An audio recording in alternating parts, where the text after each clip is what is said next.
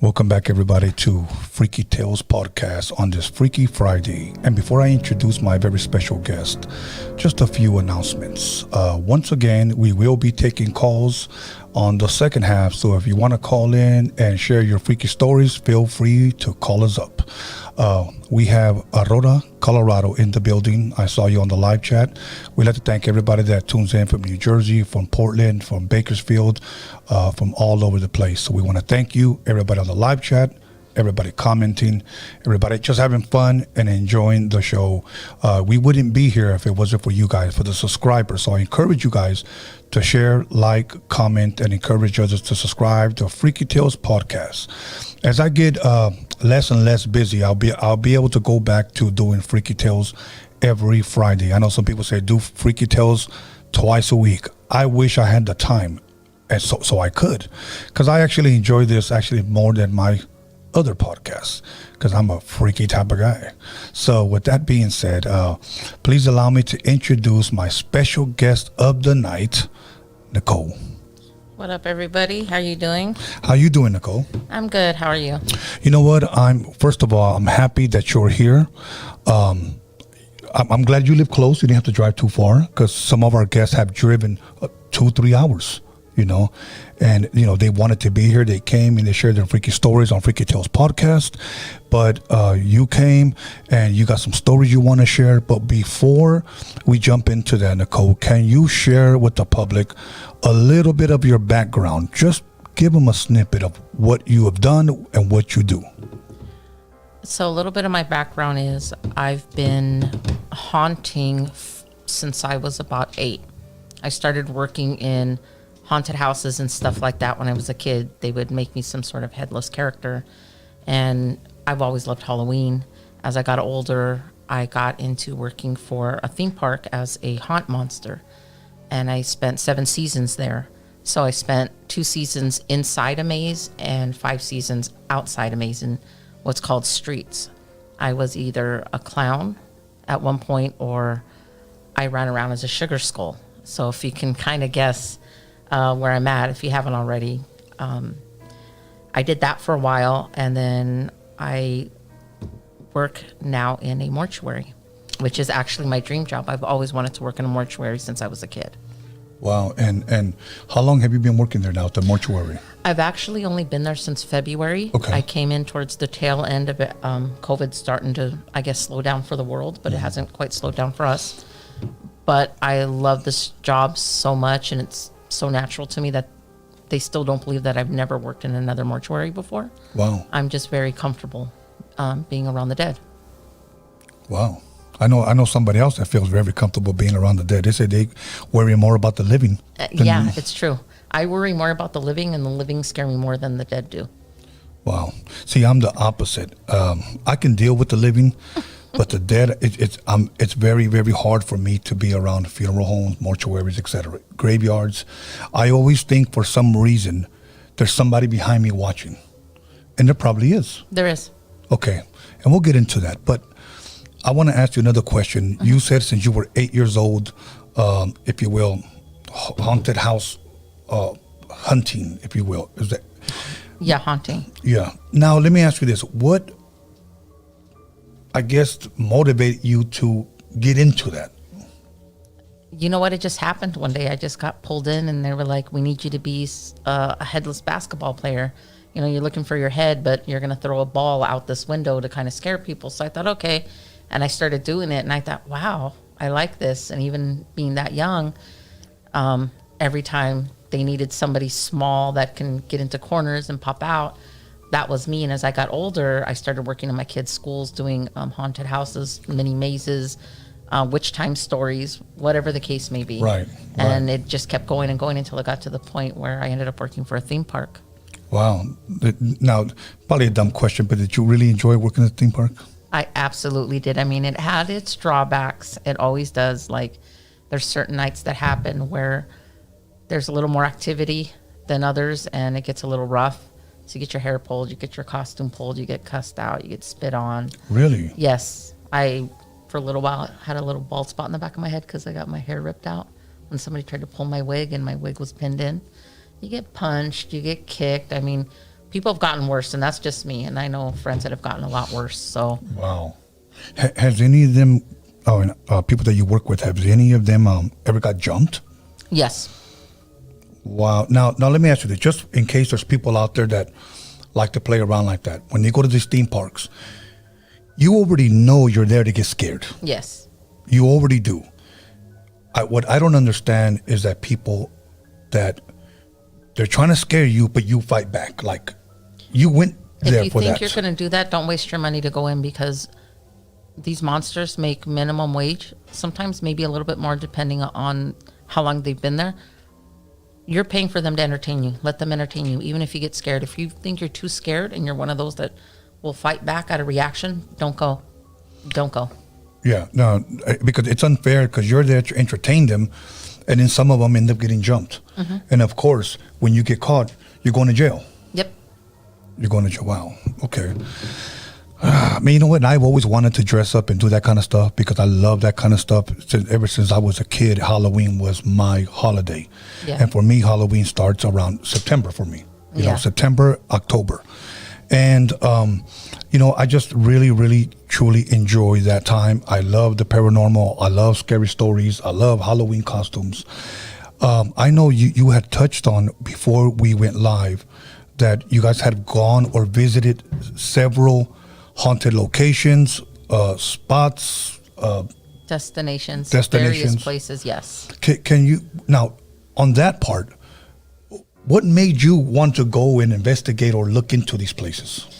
One day, a bunch of my friends and I were sitting around, and it was a lot of people from the same area that we scared in. And I was like, let's just go ghost hunting. And we all kind of got excited. We were like, ooh, let's go. So we piled about 10 of us in an Astro van, and we decided just to pick some destinations. And what I like to do is, before I go to a scary spot or a house where there was a murder or whatever, I'll research it first. I never go alone, because I don't want to be the only one to say, oh, I saw this, and somebody say, well, how do we know you were by yourself? I take somebody with me. This time it was 10 of us, so we decided to go to the old LA Zoo, and we just picked random places to go. Wow. Okay. Tell us a little bit about the old LA Zoo. Obviously, because there's a LA Zoo right now. Mm-hmm. That's not the one, obviously. There's talking about the previous one. Yes. Okay. How did you find out? Did you investigate that it was haunted? Like, I had worked the LA Haunted Hayride event, mm-hmm. and there was about 20 of us that had a couple of quick experiences, and everything's done in the dark. It's a 12-hour event, and I was working a specific area, but we had to take a back way so the guests would not see us. The campers would not see us. And a security guard decided to say, hey, what are you doing sitting there? You can't be sitting here smoking. And there was about 20, maybe 22 of us walking to go to our spots. And when he went to flash the light on the person was gone. Wow. You can clearly smell the smoke. You can see the smoke, and it looked like somebody legit was sitting on like a small wall that was about maybe 2 feet high. And we all just kind of freaked out, and I thought, oh, this is pretty cool. And then you could hear kids playing. You could hear animals. And I was like, I'm going to want to come back here when this event is done. So when I told my friends about it, we decided, like I said, to hop in an Astro van, and we took off and went up there. And we decided to investigate. But what I did is I did more research into the area, and supposedly the area is supposed to be cursed. From what I read, from the research I've done, it's supposed to be cursed. Well, now, is that still there? The LA Zoo? The old LA Zoo? Yeah. Yeah, the old LA Zoo is there, like the cages and things like that. You can actually get into the cages, because you can take like a back area. There's like a gate that's mm-hmm. not locked. A lot of people do a lot of photo shoots there. There's a lot of graffiti, things like that. There's the hiking trails and stuff like that. So if you walk in the back, you can see each cage, and they're very small, very, very small. So imagine a big polar bear in a cage the size of your closet. Yeah. And with a pool the size of your sink. and it's sad. You feel sadness. If you're very, very sensitive to animals and you absolutely love animals, you're going to feel that sadness. You will absolutely 100% feel that sadness. Wow. So people can actually still go and, I guess. Yeah, you can walk over there. That's where the old carousel is. So if anybody's not 100% sure as to where the old LA Zoo is, if you know where the old carousel is, all you have to do is walk up the hill just a little bit, and it's right there. You could see all the old bear caves, the old polar bear cage. You see there's like a little trails that lead up into the back, which I do have to say, be cautious when you go over there because of the mountain lions that are there. We tried to walk through them when it was dark, and you could hear the mountain lions kind of growling, so we backed off and walked away. They're trying to protect their cubs. Of course. Leave the wildlife alone.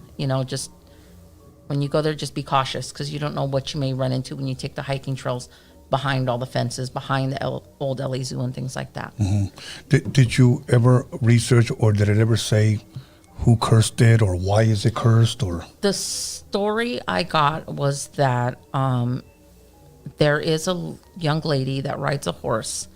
Sometimes you see her when it's raining. Sometimes you see her right around midnight. There's like an old, I guess, adobe home sitting there that's used as a ranger station now. That she was the niece of Jay Griffith, I think his name was. And supposedly some people swindled him on his deathbed and had him sign over all the property to them, and they took it. And he really wanted to leave it to his niece. And when she found that out, she cursed the lands to be haunted, like for there to be nothing but bad luck. And I guess many actors who have shot on set there, on location there, ended up with some bad luck. I can't remember the names at the moment, but just a lot of movies, a lot of little events and things like that, they've run into bad luck for whatever reason. They say it's because of the curse. I mean, you never know. There's always some sort of truth to the rumor. Right. But that's just what I got from it. Okay. So if you're sensitive to animals, do not go there. Yeah, because you'll feel this extreme sadness. You'll feel it. You start feeling closed in. You start feeling caged in. You get to start to have like an anxiety attack. Because you can feel that they were sad. And that you just sense it walking by any one of the cages. You can sense the animal sadness. And they used to have like 1 million people go there at a time back in the day, and the animals were just for looks. Obviously now the zoo they have now is better equipped, but back then it was just, stick this animal in this cage, let the people look at it and just be on their way. That's what they did. So they had to close it down because it wasn't being properly taken care of. The animals were always dying or malnourished or whatnot. Yeah. Since we're talking about haunted places, haunted locations, haunted spots, I shared this before, and I don't know if I ever really fully went into detail, but where I grew up at, there was a garage where it wasn't attached to our house, and from our house you can look outside our back door and look at the garage window, and always just felt something bad. I don't want to use the word evil because as a kid, I didn't ever want to jump to conclusions and say, the devil's back there. But believe me, everybody who went back there knew that there was something there. And it never felt good. It always felt scary, or it always felt bad. So we lived in that home for many, many years. And believe me, at night, I never even wanted to look back there. As I grew older, I'd come home, partying, and even buzzed, 3 o'clock in the morning or whatnot. We always went through the back door and the garage. I always faced the garage, and I was always afraid to see something like this. Okay. So I used to always, if you will, motivate myself to go in at night, and sometimes the lights wouldn't even work. But when you go in, the atmosphere in there felt so thick that if you went like this, it's almost like you can feel it, And I was so terrified, but I used to tell myself, there's nothing here. And in reality, there was. So one day I went snooping around, and the garage had like 3 rooms. The main room when you park your car, the room when you first walk in, and then there's a room to the right. I think people used to live there inside the garage. Inside of there was an attic. And I had noticed that. I was like, wow. So moved it up, got on a ladder, flashlight. I looked, nothing but old style suitcases, all lined up very neat. It wasn't a messy like attic where people just threw stuff. All nice and neat. So that I wouldn't be up there by myself, I actually called a couple of my, childhood buddies. Let's go up there. And we all opened up, suitcases, all old clothes. They look like these clothes were maybe from the 50s or 60s. And old style cigars, old magazines. And I remember one of my friends asked me, man, can I have these magazines? My dad collects old magazines. I don't care, Take them. Yeah, take them. So we started looking through some, and then we ended up finding pictures, black and white pictures, like they were home developed. And on one of them is the one that freaked me out. There was a body in a casket. And this guy was, he was dead. The family was Asian, and I was looking and I was like, what the hell? So I kept looking through the pictures, and they were old pictures, maybe 40s or the 50s, And so finally I showed them to my dad, and as a kid, I just said, you know what, this is what I found upstairs. So I showed him he goes, where did you find them? Right up there. So he took a look and he says, okay, close everything up. He said, and just we'll look at these pictures. So as he's looking through them, he sees something very familiar. And he says, this is unbelievable. And I said, what's that? And he goes, this funeral was held here. And I said, here? And he goes, yeah, look it. And he pointed, he goes, that's that door right there. He grabbed another picture. He goes, look at where the body's at. That's that light switch right there. He recognized the room. So I always thought, I wonder if that's him or... It more than likely is. I know way back in the day, especially in the harbor area, because I'm originally from San Pedro. I actually live in Anaheim right now. You used to be able to do that, where you could hold a viewing or a service in your home.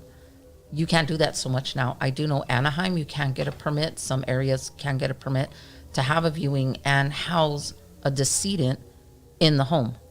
Okay. LA County, I don't think so. I think it's a very rare case where you can do it. But Orange County, you can. There's a lot of parts of Orange County where you can do that, where you get a permit. You house your decedent in there. You have to follow some specific rules. You can do the viewing and stuff like that.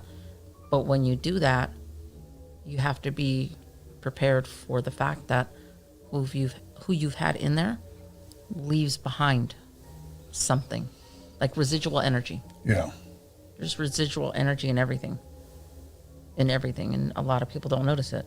So in the clothes and the cigar and the pictures, magazines, because it was there, and it was maybe their way of saying, hey, guess what, I was right here and I'm still kind of here. Right. Yeah, because there were several suitcases, old style suitcases, and then as kids we're just throwing stuff around trying to see if we find any money or something, Yeah. But all we found was pictures. Now, I guess my question is this: since it never felt good to me being in there, especially at night and then being in the dark, is it possible that it's that person or that energy there? And if it is, why didn't it feel good, or why did it feel almost like if it was haunted? Because they were an angry person. Okay. So like if they were a happy person, you would have felt happiness. It depends on their energy, their residual energy. Oh, okay. Maybe there was something unsolved that there was a reason why you were drawn to it and you needed to go ahead and go there. You needed to find that, but as a kid, how are you going to know to tell them, hey, I found you. I understand you were here. You had your funeral here. It's time for you to go ahead and go. You need to go ahead and go into the light. And our home is our home. It's no longer your home anymore. How do you know how to do that as a kid? No. Actually, even now, adults, not a lot of adults know how to do that because not a lot of adults believe in it. Like I do. I know a lot of people that do, but it's, if you don't understand as a kid, you were meant to find it for a reason. You found it for a reason. And then it's just, right. What happened from there? Who was the next person or whatever the case may be. Well, I guess I never looked at it that way, as being drawn to it, but I was, I don't want to use the word fascinated, but I was like, I want to know why, why do I feel this way? And the thing was, everybody felt that way that would go back there, but I was the one that wanted to go continue, like, because you were drawn to it. Yeah. You were drawn to find it and find whatever was there. whatever residual energy was there, whatever the case may be. But if it didn't feel good to you, there was a reason. They were probably an angry person, or they did something bad. Maybe they wanted to find a way to say sorry. But as a kid, how do you know? Yeah. No, you're absolutely right. And even in that home, even inside the home, it just, I can't say that I had good memories there. I can't say that. Yeah, my mom was there, my dad was there. I have those memories. But other than that, I will tell you one thing that I did, and you're the first person that's ever said that to me. You were drawn to it. I never saw it that way. I'm older now. I was in my late 20s. Nobody had moved in. We had already been moved out. Okay. And, my mom had already been passed away. And I drove by the house, and I got out, and keep in mind, I was drunk already,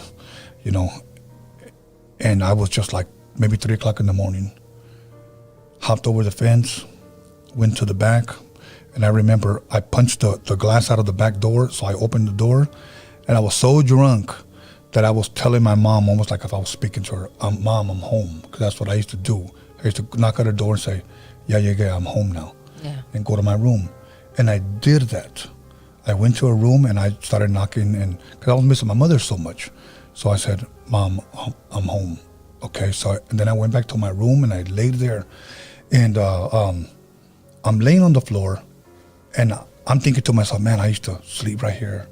My mom used to come in here. And then the craziest thing was that made me get the hell out of there. I started hearing footsteps. Oh, yeah, those are always the best. I don't know why you would say the best, but that'll get the hair on anybody's neck to stand, starting to hear footsteps. Yeah, so all of a sudden I get really cold, and I close my eyes because I don't want to see anybody walk through that door. So I waited till it stopped, and I got up and I looked down, and I just walked right out, and I just got in my car and got the hell out of there. And you said you felt cold? Yes. That's because there was something there. Maybe it was the person from the garage. You don't know. If it didn't feel familiar, if it didn't smell familiar, then it wasn't somebody that you knew that was there. That's what I've researched this stuff, and I know about this. This is right up my alley, all that. You went home because for whatever reason you needed some sort of closure with your mom. Yes. That's why you did it. Something in your subconscious led you to go back, to go ahead and do that. I had another friend that did the same thing. He said he drove to his old, he out of nowhere, he wasn't thinking, drove right to his old house. He was like, and somebody's sitting on my porch, like, oh, hey, I don't live there no more. For whatever reason, there was some sort of closure you needed, or on something, maybe not on your mom's passing, but maybe on something you might have said or did that upset her, and you never got to say you were sorry. Whatever the reason, you were drawn there, but you were there, and something basically came to tell you to get out. So you got up and you got out. Yeah, I did because I felt really, really cold. I got scared. And when I stopped hearing that, I just lay there for a moment till I gathered myself, and then I just said, I got to get out of here. But I felt really cold, and as soon as I got out the back door, I ran the hell out of there. So maybe it was something, I don't know. Now, when something or some energy is there, can we say that's a haunted house? Yes and no. Okay. Can you Because there's residual energy in everything. Okay. Everywhere you go.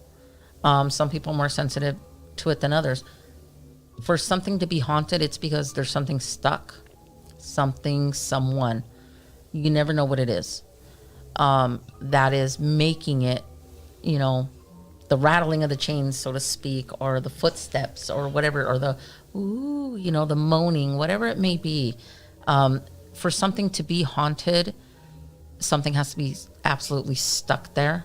They're upset, whatever the case may be.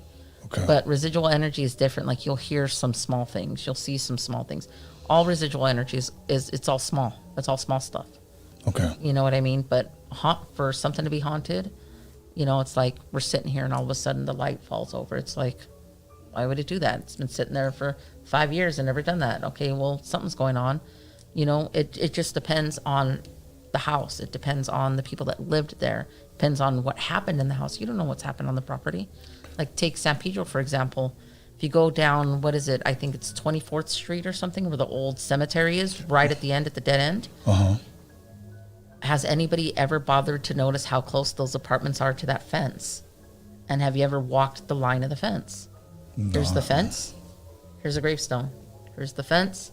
Here's the gravestone. What's on the other side of the fence? The parking lot for the apartment, the houses, whatever. If you walk that line, and if you've ever researched it, like I did when I was younger and I researched it in the library, the property for that specific graveyard itself was a lot larger. Where those apartments sit around was a graveyard.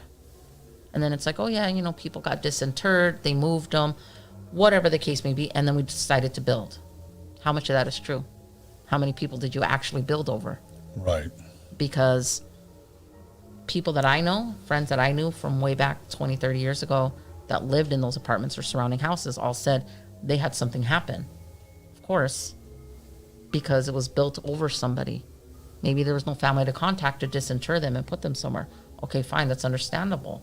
But you could find a better way to do it. Right. And a lot of those people that are buried there passed away from building the railroad tracks that lead into the harbor by the fish market and then go all the way out. There used to be encampments.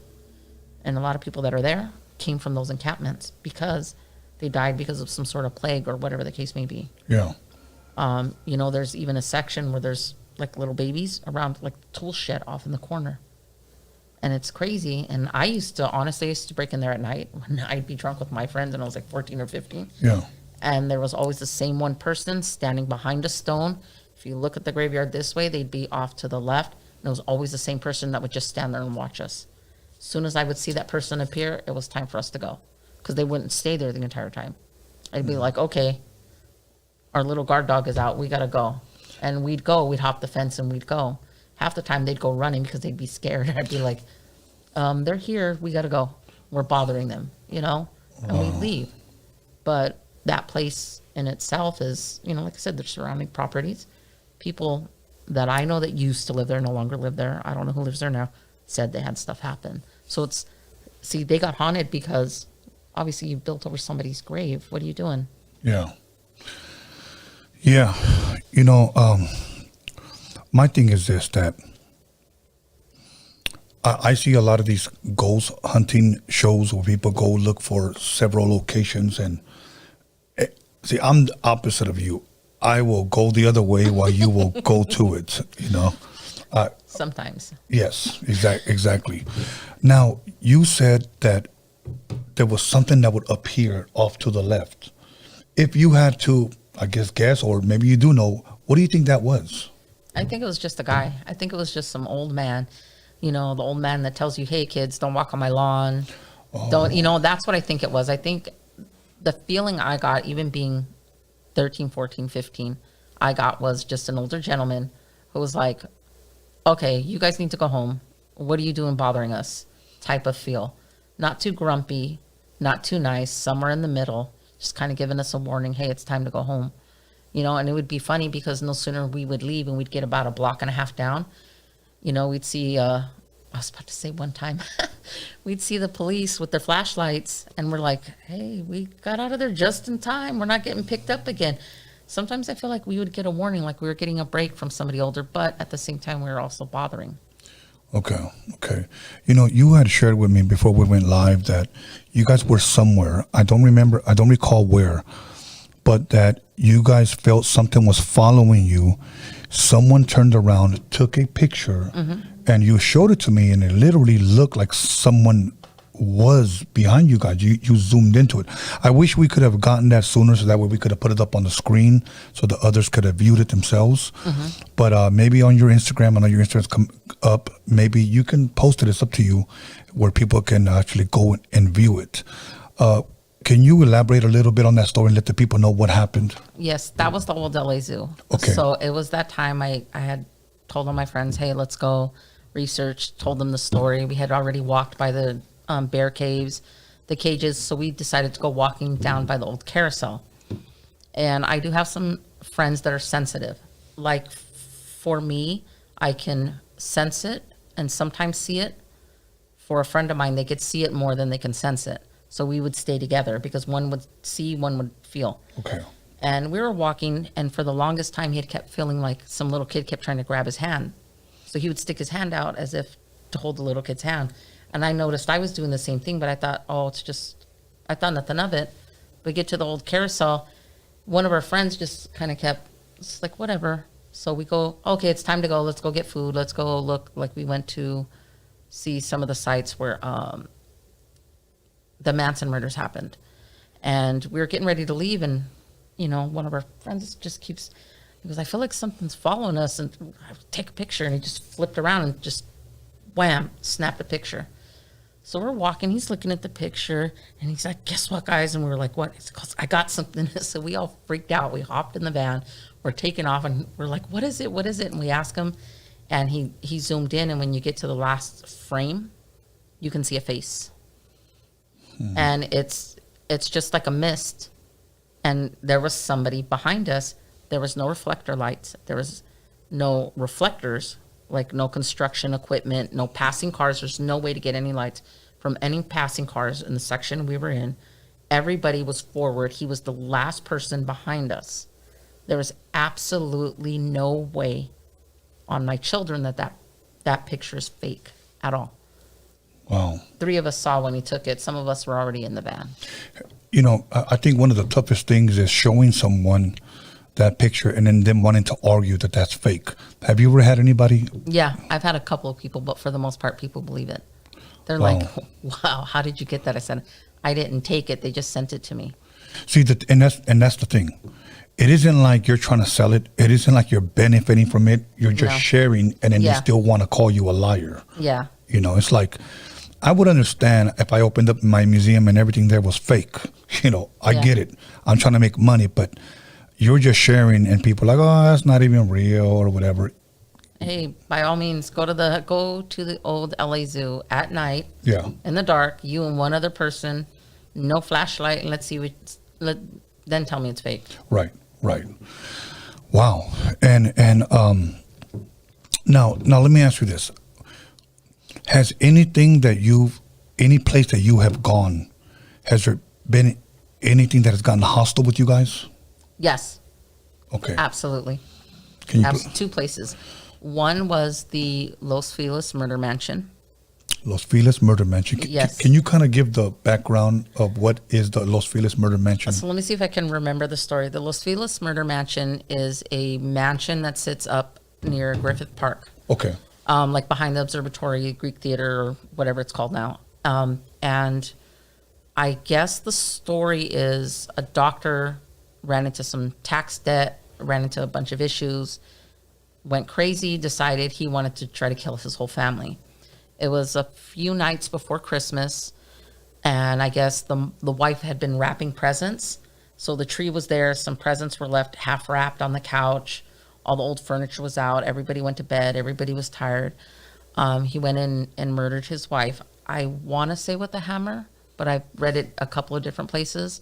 He tried to go in to go murder his daughter, and he was able to hit her, but he was unsuccessful. She apparently ran out, screaming and yelling, ran across the street to the neighbors. And if you've ever been up in that area, because you can look up Los Feliz Murder Mansion on Google, and it'll tell you where to go, where it's at. It's kind of a narrow street. It's really hard to make a U. It takes 5 minutes to flip a U just to get out. Wow. Because they're narrow streets. And the kids got out of the house, and he was like, basically, I'm in trouble. That's it. By the time the cops got there and everything, he was sitting there and apparently drank a bottle of poison or acid. I can't remember quite which one it was. Took the kids. The kids had their names changed. They were adopted by some family members. The husband and wife were buried side by side, but the house was left. It was left that way, and it stayed sealed that way. I want to say they said about 20 years. And then family members had the house, and they kept storing stuff in there, but they never moved anything. The presents stayed there for a while. I believe there's some pictures on there that show the way it looked even 10 years after the murders happened, with the presents still sitting there. Nobody touched anything. Nobody wanted to go in there. People were afraid to go in there. And then as it started gaining a little bit of popularity off and on, People were having picnics in the backyard. They were trying to go in, but every time somebody tried to go in, something happened. One person got bit by a black widow. Another person fell and broke their leg. Somebody else got really sick. Somebody else ended up with nothing but bad luck. It was like the house was saying for everybody to stay away. Yeah. So the family eventually installed an alarm system, so as you got closer, it would beep faster. Just beep, beep, beep. The closer you got, the faster it beeped. So when we went there, I saw the lady staring out the window. Wow. Staring out her bedroom window. I believe her bedroom faced the street. Staring out the bedroom window. One other person saw it. Thought nothing of it. You know, we all got creeped out. We kind of ran. Some people tried to go to the door to see if they could get in. So when they heard the alarm, we left. A few months later, I took the ex with me, and we went. And he's very sensitive to certain things. Yeah. So when we went and we got back home, he ended up starting to have a nightmare. And I woke up to him having a nightmare. And I was like, hey, it's okay, love, it's okay. I was, rubbing his shoulders back, everything. And he woke up and he goes, okay, I understand. He says, we're never going back to that place again. They just want to be left alone. I said, I know. And I told her we weren't there to bother her. We were just curious. He goes, no, they just want to be left alone. They're trying to solve their own problems. She said for people to leave her alone. I said, okay. And he described her. She was wearing a nightgown. It had a ribbon on it, described her hair and everything. And when I went and researched the story, he described her down to a T. And I hadn't even read what her description was like, what she was wearing the night it happened. And he described her to a T. I've never went back. No matter how curious I got, I've never went back. She wanted everybody to stay away. I stayed away. I won't go back. Wow. And you know what? I'm sorry. When you mentioned that he killed his wife, I guess with a hammer or something like that, I remember that now. I'm just trying to remember all the details because I read upon it. If you could, do you remember when this happened? Oh, I want to say it happened sometime in the 50s. Okay. I think. And this home, is it still there? The home is still there. I believe over the last 2 years, they've been trying to sell it, but they've been having to do renovations. I don't know if they were able to sell it. It's been having a lot of bad luck. It passed from one family member to another. I guess the family member that first owned it after everything happened, they didn't even know they owned it. And when they found out they owned it, because they were just storing stuff in there, they didn't realize they owned it from what I read. And then it was sold to somebody else, but stayed within the family, I guess. And I believe it's trying to be sold now. I don't know if it's been purchased. I haven't followed up on it in, say, about a year or so. See, and here's my thing. This is just me thinking. Who would want to buy that home? I would. Really? I would. If I had that kind of money, I would buy it. I would buy it simply based on the fact that I would be like, okay, you guys had a home. You guys wanted things to be a certain way. There's no disrespect here or anything. You guys wanted a life for this home, so that's exactly what I'm going to do is put life into this home. So all the negative energy that's here is going to have to go. I would clean it. I would give it a limpia. But I would buy the home. I absolutely would. Wow. See, I would be like, we're no longer friends anymore. Don't invite me to barbecues, But no, I would. Wow, And I know what's his name? One of the singers from, or not, one of the guitar players from. I don't want to get the group wrong. I think it was AC/DC, if I'm correct. I know I may be wrong because I've shared this before. But one of those guys bought Aleister Crowley's home. Aleister Crowley was the satanic pope, or whatever people called him. He ordained Anton LaVey. Anton LaVey ordained Marilyn Manson, etc. Yeah. But somebody had bought Aleister Crowley's home, and I'm trying to remember. I think it was Jimmy Page or one of those guys. But they had bought his home. Me personally, I can't do that. That's just me. I would stay away. But for some people, they're intrigued by that kind of stuff. Oh, yeah. Absolutely. And that's cool. You know what? Different strokes for different folks. But for me, I definitely stay away. Trent Reznor from Nine Inch Nails actually bought the front door to Sharon Tate's home. He at one point lived there. He had bought the home where Sharon Tate was murdered at. These are the Manson. Yeah, and if anybody remembers, the door said Helter Skelter on it. It was written in blood. And he actually bought that door, if I remember right, and he has it somewhere in his studio before they tore everything down and changed the address so nobody would find it, but people can still kind of go to the area. I believe he has that door somewhere in one of his recording studios. I wonder if it was cleaned off, or does it still If say it it? was, I mean, obviously they had to clean it because that's just Evidence. yeah, you have to. But I mean, it's wood; it soaks in. So what can you say? Okay. I went with a friend of mine. He's a very, very well-known rapper. I won't mention his name, but we went up to the hills out here in L.A., Hollywood, I should say. And the guy that was interviewing him was from, I want to say Portland, and he was recording him, writing some things down, just getting kind of an in-depth interview with this rapper friend of mine. So I went outside during the interview, and I was just looking around. I had never been up there before. Again, these are very narrow streets because they're going up the hills, up the mountains. And finally, when the interview was over, the guy comes out, and he had like an accent, but I don't know where he was from, but he had an accent.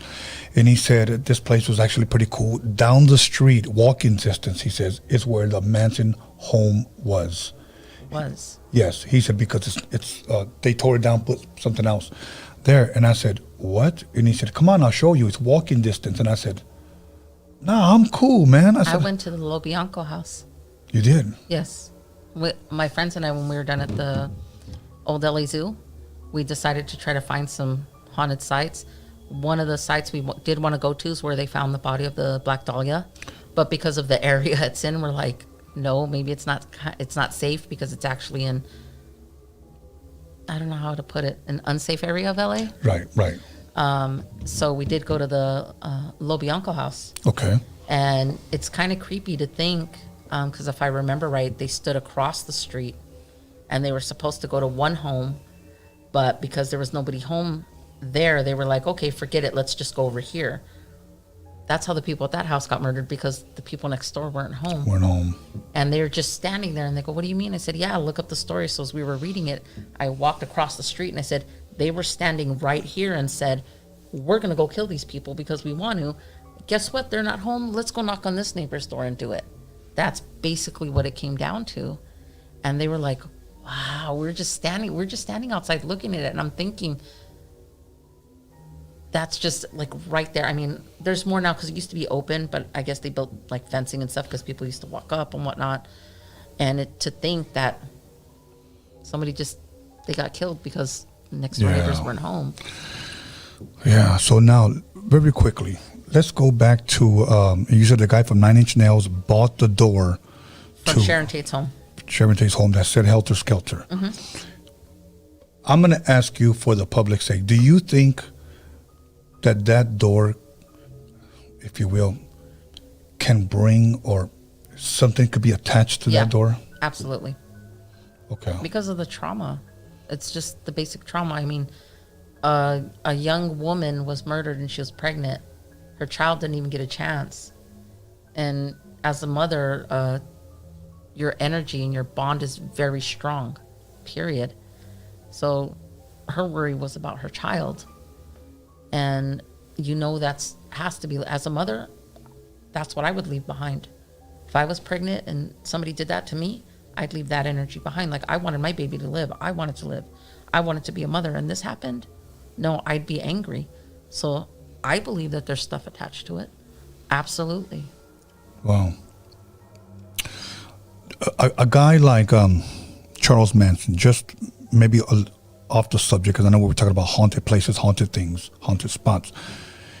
Do you think a guy like Charles Manson, even though they said supposedly he didn't kill, but he ordered the people, he was like the mastermind. Mm-hmm. Do you think a guy like that, people would say, oh, that guy was surely demon possessed, or that guy was just a bad person, or that guy just had negative energy? Can you address that? What do you think was in him that would, I guess, to give those kind of orders? Maybe a little bit of everything. I mean, you don't know. Unless you actually meet the person or talk to them or sit with them. You could see 100 different videos. You can read 100 different books. He could have given everybody whatever they wanted to hear just for those interviews in those books. You don't know what he's like behind closed doors. And it's not to praise him, and it's not to defend him, and it's not to condemn him either. I'm absolutely Switzerland. I'm neutral. You don't know. You don't know what he had in there. You don't know what anybody has in there. I don't know who you are. You don't know who I am, in a sense. You know, all this can stop, and you know, you can be sitting there, you know, drawing satanic symbols on your bedroom wall. I don't know. Correct. You know, you never know with somebody until you get to know them. So it's hard to say. You know, I'll give you an example, and this is the 3 people that come to mind. People said about Charles Manson, and this is people that knew him. That when they met him, he was very charming. He was very nice. You know, he sang to them. He was an artist. They actually said good things, and some people would say, we didn't know that it was him behind them. When we met him, but it's kind of like going with what you're saying, they didn't see what was behind closed doors. They just saw what he was showing them. Okay, and then I heard the same thing about Ted Bundy. He was a good-looking, smart guy. Many girls were attracted to him, but behind closed doors, he was killing them. Exactly. Okay, another guy that I don't get this one, but I saw interviews where they were meeting girls. Girls were saying that Richard Ramirez was a turn-on. There was something about Richard Ramirez that he's so handsome. He's got the Hollywood looks, and I'm thinking, the hell? Feito. It was just it was a charm for whatever reason. Maybe something with these women. Maybe they're, I don't know. I don't want to say crazy because you never know. Right. But there's, I mean, honestly, you got to screw missing if you're going to look at him and think, okay, look at him. He's very handsome. I want to be with that guy. I can look at Richard Ramirez's face and tell you there was something absolutely evil about that man. It's in his eyes. It's in his eyes. Yes. Now, let me ask you this question, because on my other podcast, I ask a lot of rappers about meeting or doing work with rappers, either alive or deceased. Who would it be? Say I give you Charles Manson, Richard Ramirez, Ted Bundy, or Jeffrey Dahmer. They're all deceased, okay? Or even that guy, what's his name? Ed Gein? Ooh, Ed Gein, the guy that liked to eat out of people's skulls? Yes. Say that I can give you 1 hour with one of these people to sit down with them. Obviously, you'll have security there. Yeah. But just that conversate. Who would that be, and why? Charles Manson, and I wouldn't need the security. I don't feel I would need it. Okay. Because he's the only one that's a little, you just don't know what was there. You know? Richard Ramirez, you could see it a mile away. Ed Gein, the same thing. If you look at his pictures, look at the eyes. The eyes can almost always tell you. Yeah. You know? But Charles Manson, he looks normal. You know? But then he also looks a little like maybe he didn't take his meds today.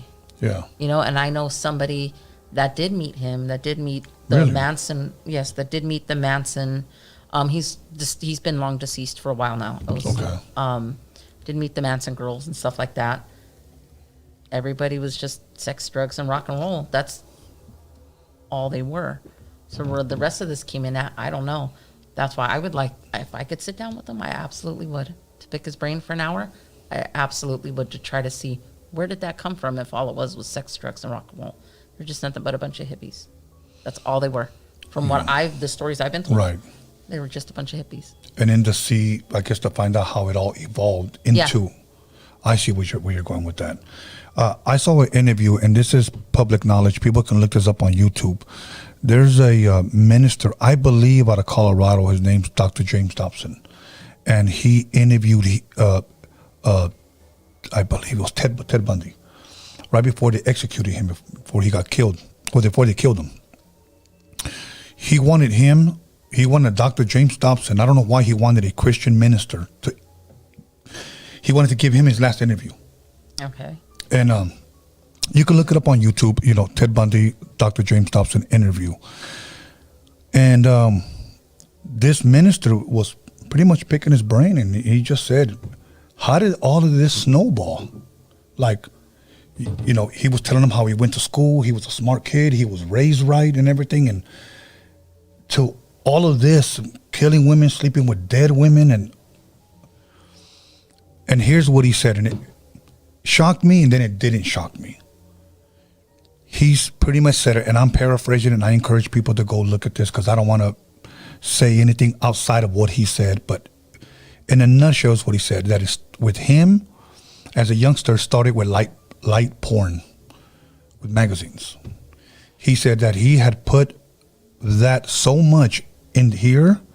He said that eventually he wanted to do it.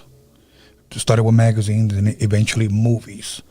And that's what he had fed himself. And he said eventually he just got this craving for it that he couldn't control anymore. And he said it was just out of control, even to the point where he said it possessed him. And it just all went snowballed. So his message was this. As weird as it may come from this killer, this predator, he encourages people to stay away from pornography because that's what it did to him. Now, maybe that's his story, you know, but I think it meant something to him to share that simply because he requested this minister.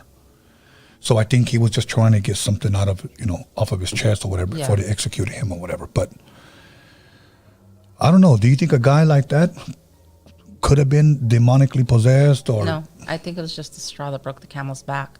Because if you're saying he was raised right, went to the right schools, he was really smart, what does that tell you?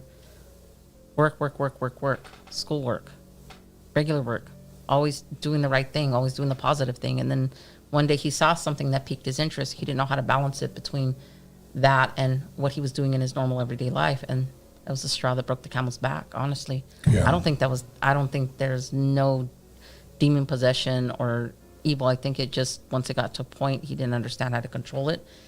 That's when it snowballed. You know, like you said, it's the same thing when we get overwhelmed with everyday life.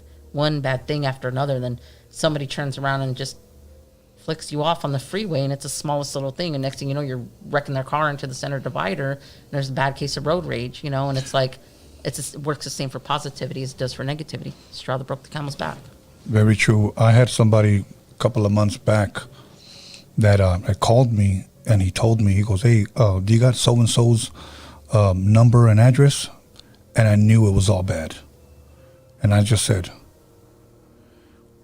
yeah, I do. But what do you want it for? And he straight told me what he was going to do to him. And I told him like this. Look, I know you're not thinking right, but you know you just incriminated me, right? Because you already told me what your intentions are. Where are you at right now? And he told me, and I went to go see him, and you could see, like you said, you could see it in his eyes. He was ready to do this guy in. And I talked to him for maybe 30 minutes, and I told him, come here, get out the car, man. I want to talk to you for a second. Got out the car, and I said, I know you're probably not used to this, but I'm going to do something. And I just grabbed him and I hugged him. And that's what I did. And he began to break down and began to cry, and I said, it's okay. But you doing this is not worth you spending the rest of your life away from your wife and away from your children. You know, now whether I talked to it or not, or maybe he just came to his senses, I don't know. But I encourage people to do that. When somebody approaches you like that, don't feed into it and say, go for it, man. Do it. No, talk him out of it. Because look, in this day and age, everything is being recorded.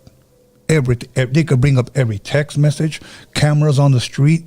You're going to get caught. Oh, yeah, absolutely. Nobody gets away. These high-speed guys that try to run from the cops, they all get caught. Always. And I had to tell them, you're not going to get away with this. And let's just say if you do for a couple of years, how are you going to be able to live with yourself? It's true. And he said, no, you're absolutely right. You know, one final question before we go to our intermission break. You got guys like Richard Ramirez, you know, and I'm sure you've seen the documentary on Netflix, The Night Stalker. I mean, I know you cannot answer for him, but I'll just throw it out there and then you give me your best answer possible. How does a guy like that live or sleep? I don't know, honestly. Sometimes when you get in this mood of, I don't know if I could say rage or revenge. I don't know. Sometimes when you get stuck in that dark place, you don't sleep. You don't. I mean, we've all been there. I'm not going to sit here and say I've never been there. Right. Trust me. 7 months ago when something bad happened, I was stuck in that dark place for a few days, and I was like, I'm going to do this, that, and the other. And I was like, nope, it's not the way to do it. It's not the way to do it. You don't sleep. You don't sleep, you don't eat, you don't, nothing. Obviously for people who like to kill, because I'm never going to kill anybody. Right. I won't ever do that. For them, it's different. You know, I feel like somewhere they're stuck between a here and a there. Like they're stuck somewhere in their subconscious, like in this insanity. Yeah. And they're like, no, I got to do this because this is how it has to be. And it's the same thing, like as it snowballs outside, snowballs inside as well. You know, it's funny because, and I don't say funny like I thought it was comical, but I remember, and I don't think they showed it in this documentary, which I know they covered so much. And by the way, I have still been trying to get a hold of that Chicano detective that tracked down Richard Ramirez. Mm-hmm. I know I follow him on Facebook, but I'm trying to get him on here. And I've been trying to reach out to him, but I know he's retired already. He's with his family. And he probably already did so many interviews already. But I'm trying to get him on it because I want him to share, you know, his experience of tracking this killer down. And I remember watching an interview where somebody said, and it wasn't him, that when they arrested Richard Ramirez and they threw him in to get interrogated, he walked in there to offer him some water he wanted to drink or whatever. He said the first thing that went through his mind, he goes, man, this is the guy? Like, this is the guy? Like, I guess we expect killers to be these big, husky, buff dudes that's going to take 5 or 6 guys to bring them down. Look absolutely deranged and out of their brain, and they're not. 9 times out of 10, they're just normal, average people. Yes. It's kind of like the Son of Sam. They just released his documentary, and he was smiling at the cameras. Because they love it. Yeah. Some people do it for attention, and they don't realize, you know, that's not the right attention. Right. When we come back, since we're talking about haunted spots, haunted locations, haunted, you know, places, I want to ask you a couple of more about some of these killers and some of the places where they might have stayed if there's energy there or bad energy or whatever. But we'll get to that. Absolutely. Okay. And then we'll also take some calls. So, okay, everybody, we want to thank everybody for tuning in. We're going to take a 5-minute intermission break. So make sure you let somebody know that we're live here on this Freaky Friday on Freaky Tales with my special guest, Nicole. And we're going to share a little bit more haunted places, haunted destinations, or haunted spots, or just haunted stuff. So with that being said, 5 minutes. We'll be back. Thank you.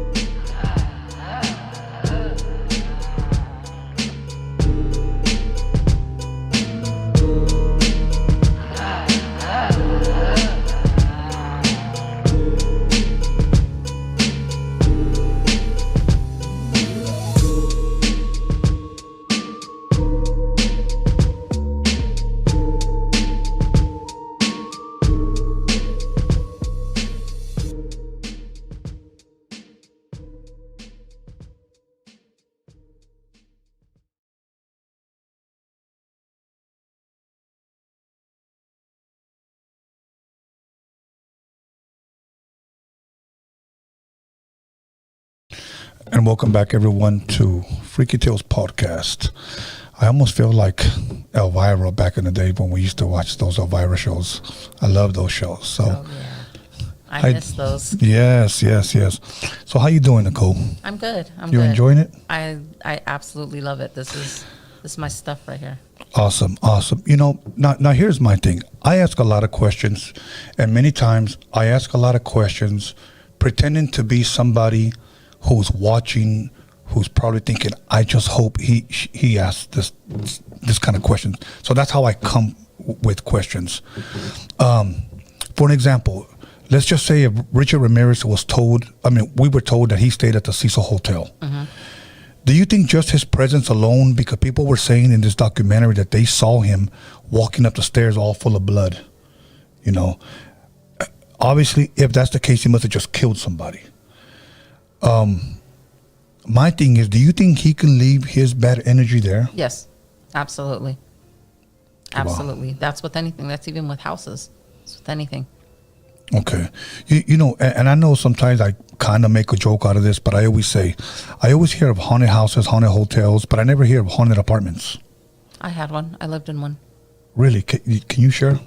So it was back when I still lived in, I guess you could say in the Haw, because I live in OC now, in San Pedro, and it was a back house. And when we first moved in there, I didn't think nothing of it. When I noticed that the air felt thick, it seemed like there was always some sort of shadow or whatever. Thought, okay, whatever. It's just maybe the way the house is placed. No, everything seemed to fall apart. I lost my kids. My ex-husband's mother passed away from cancer.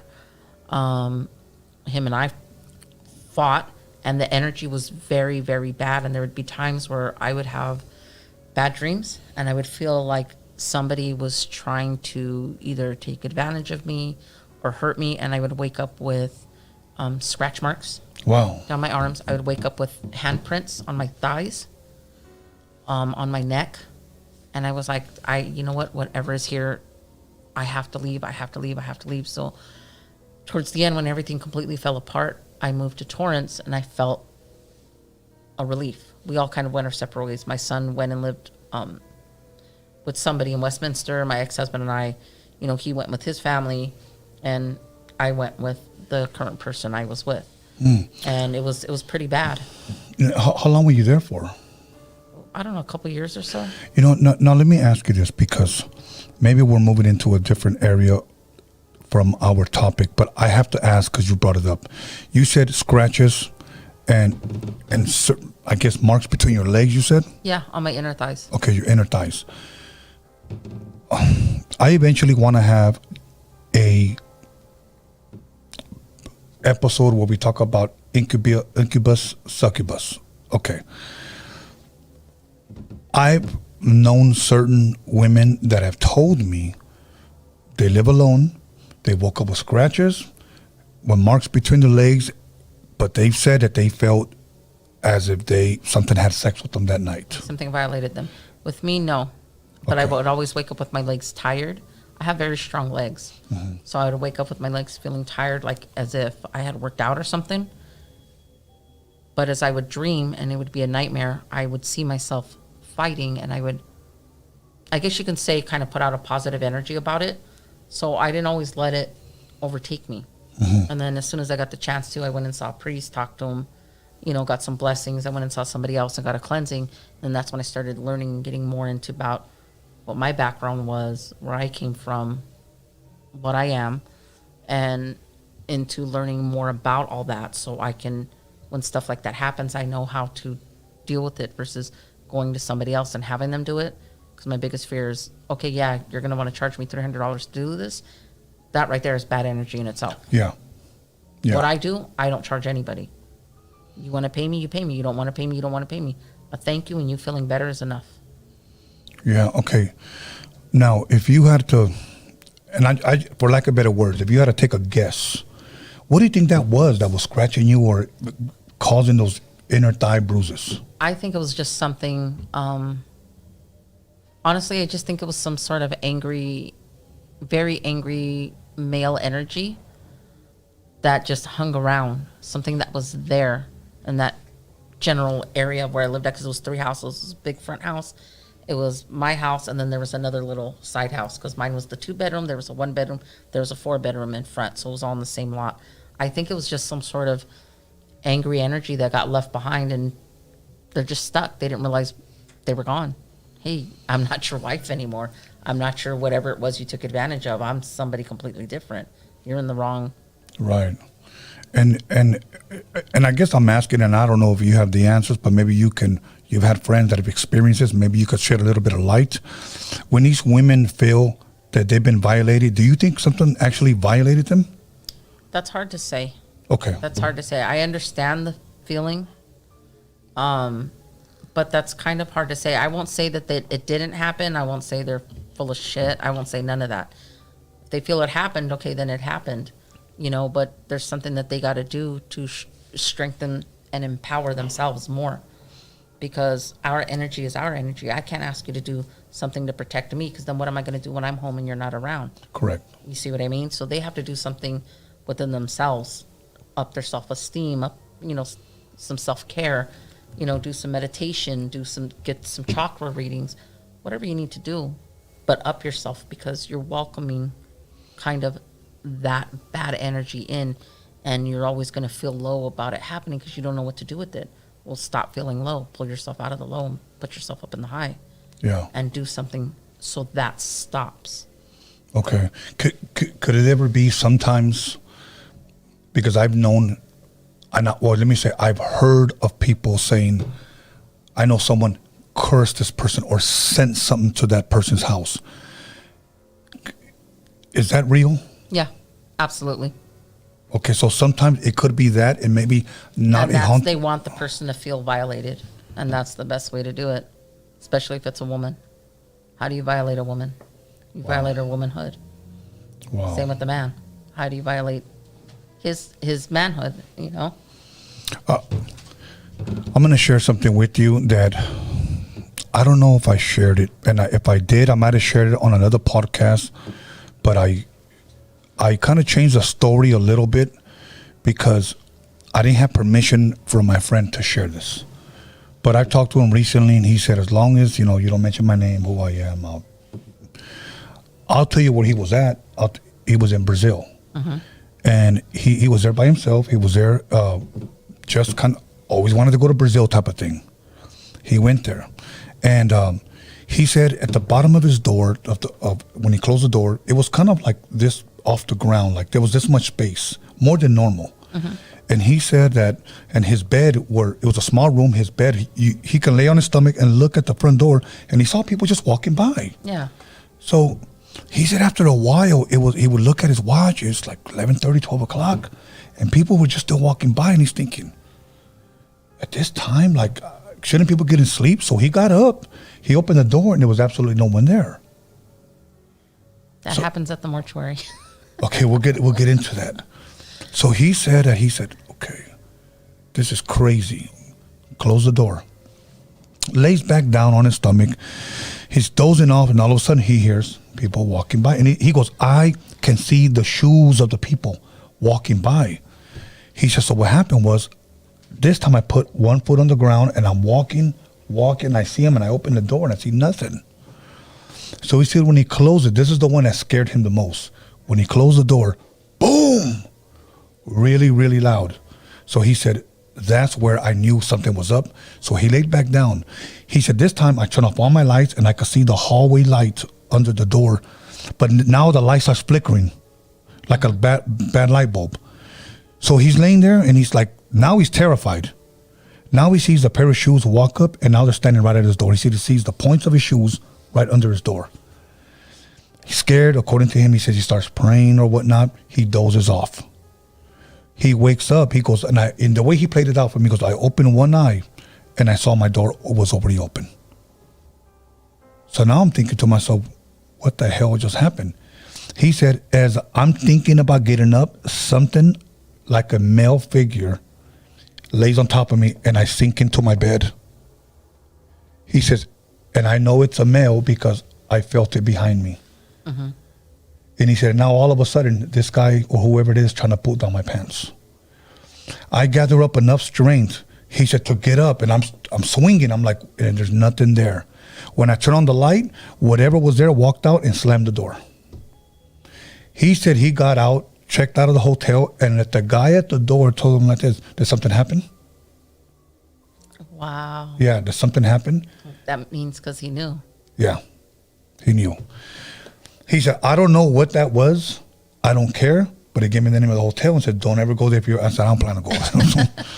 Luckily, I don't fly, so I won't go to Brazil. Yeah. So now you mentioned that you work at the mortuary. Yes. Has anything like that happened where you freaked out or? Absolutely. So for those of you watching that do know me, please do not mention where I work at. It is against our policy to say the name. We do have a little boy, I believe, that runs back and forth in the hallways from time to time. Mm-hmm. I've seen him a couple times. Sometimes you'll see like shadow figures. Everybody knows what a shadow figure is. You'll see them pass by you going from, say, a viewing room to a hallway.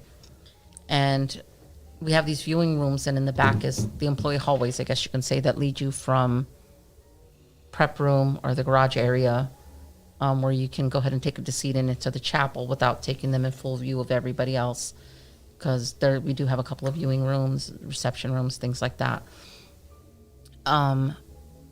There are people that just hang around, and sometimes when you're talking, because what we like to do is during a viewing, or we ask rangers or whatever, you know, hey, what's your feel on the family? Is there anything we need to be aware of?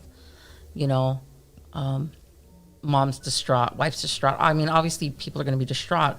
Somebody passed, especially with COVID. It was like they shouldn't have passed because of this. And there was a case where there was brothers that had passed within days of each other, and we were preparing the service. Wow. And I had gotten some feedback about the family. Wives were distraught, but they were having an issue with mom. I found out what the issue is. I won't divulge into the story. I'll tell you off camera. And as I was talking about one of the wives, and it was nothing negative. It was just she's very distraught. She's very upset at mom. I hear. And I'm like, and I looked down, and the person that was with me was like, oh, he's talking. I said, I'm not saying nothing bad about your wife, homie. I'm not. We're trying to pass some information on so we know how best to deal with everybody. And then there was a little bit of a creak, almost like if it was a sigh. So sometimes when the decedents want to talk to you, if it's a metal casket, you'll hear a metal knock. If it's a wood casket, you'll hear a wood knock. I'm not the only one who's heard it. There's been a ton of people who have heard it. Sometimes you can hear somebody whisper in your ears. You're walking by and you feel like the breath of the person whispering in your ear. Freaks me out from time to time. I'll hear it. Sometimes I'll hear my name.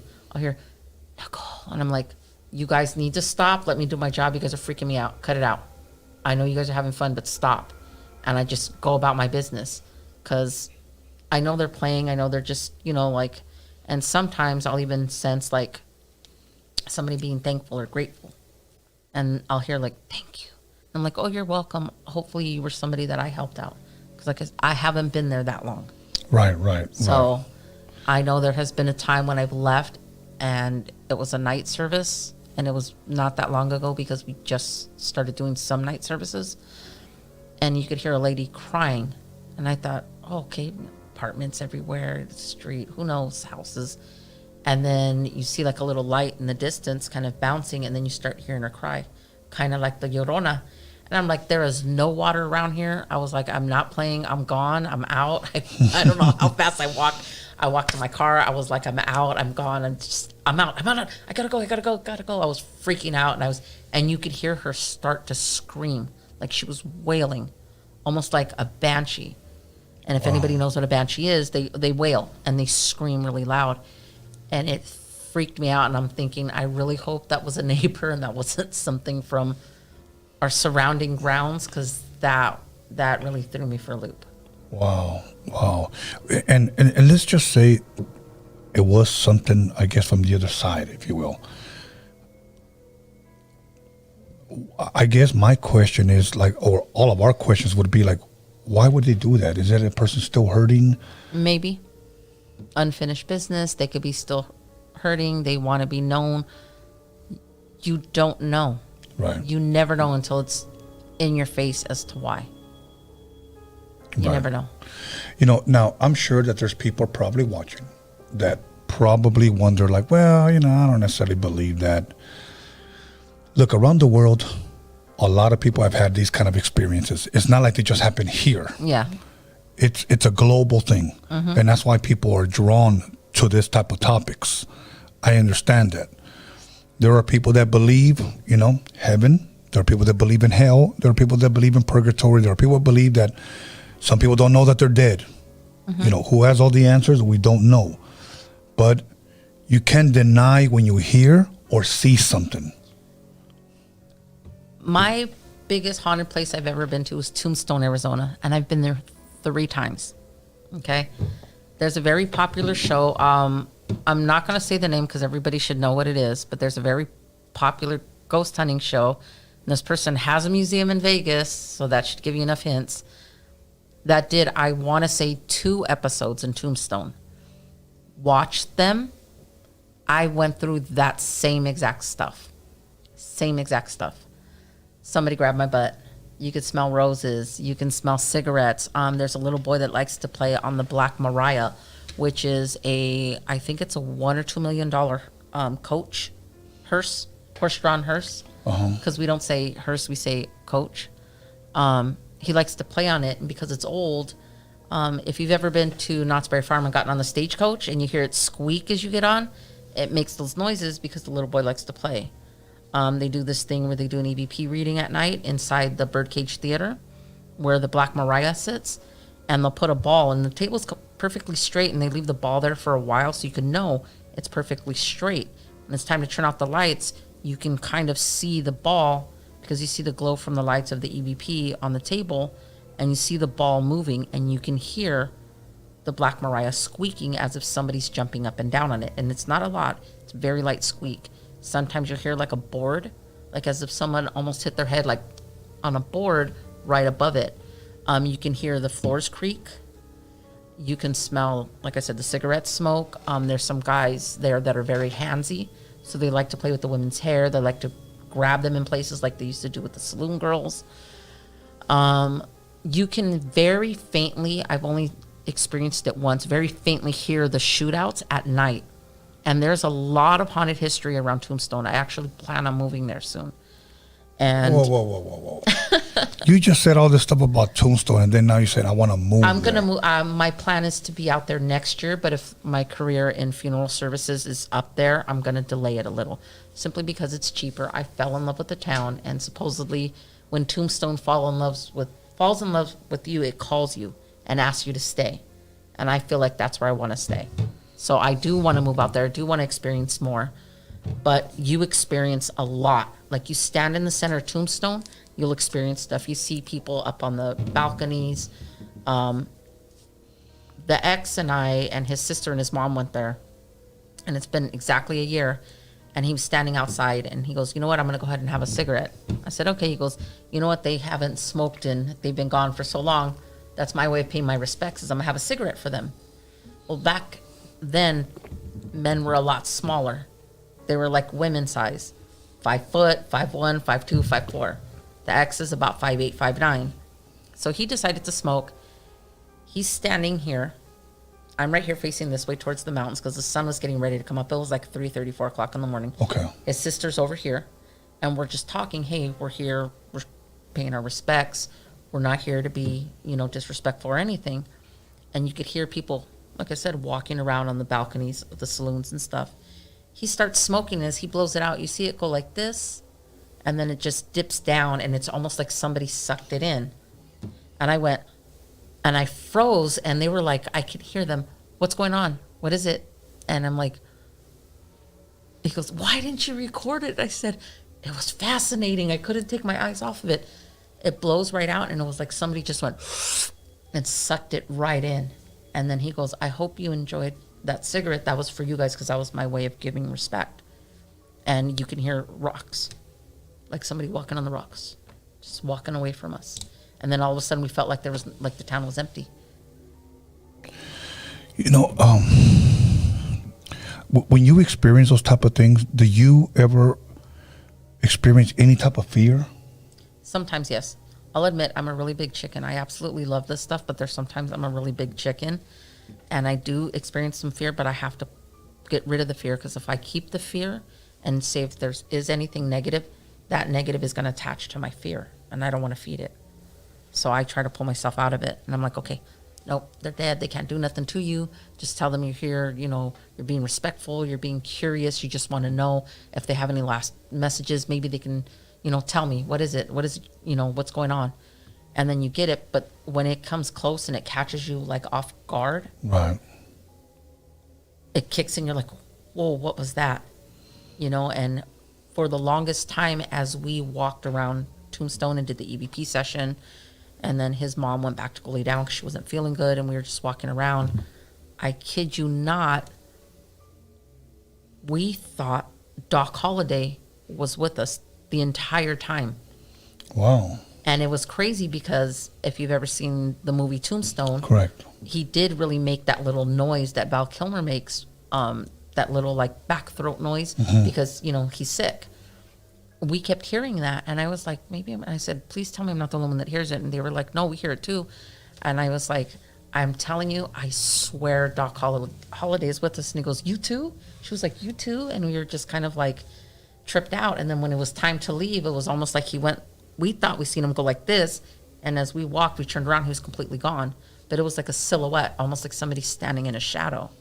You want to experience stuff and you're absolutely unsure, go to Tombstone. It's only like an 8-hour drive, depending on how you drive. Me, 6 hours, because I'm kind of a pedal to the metal type of girl.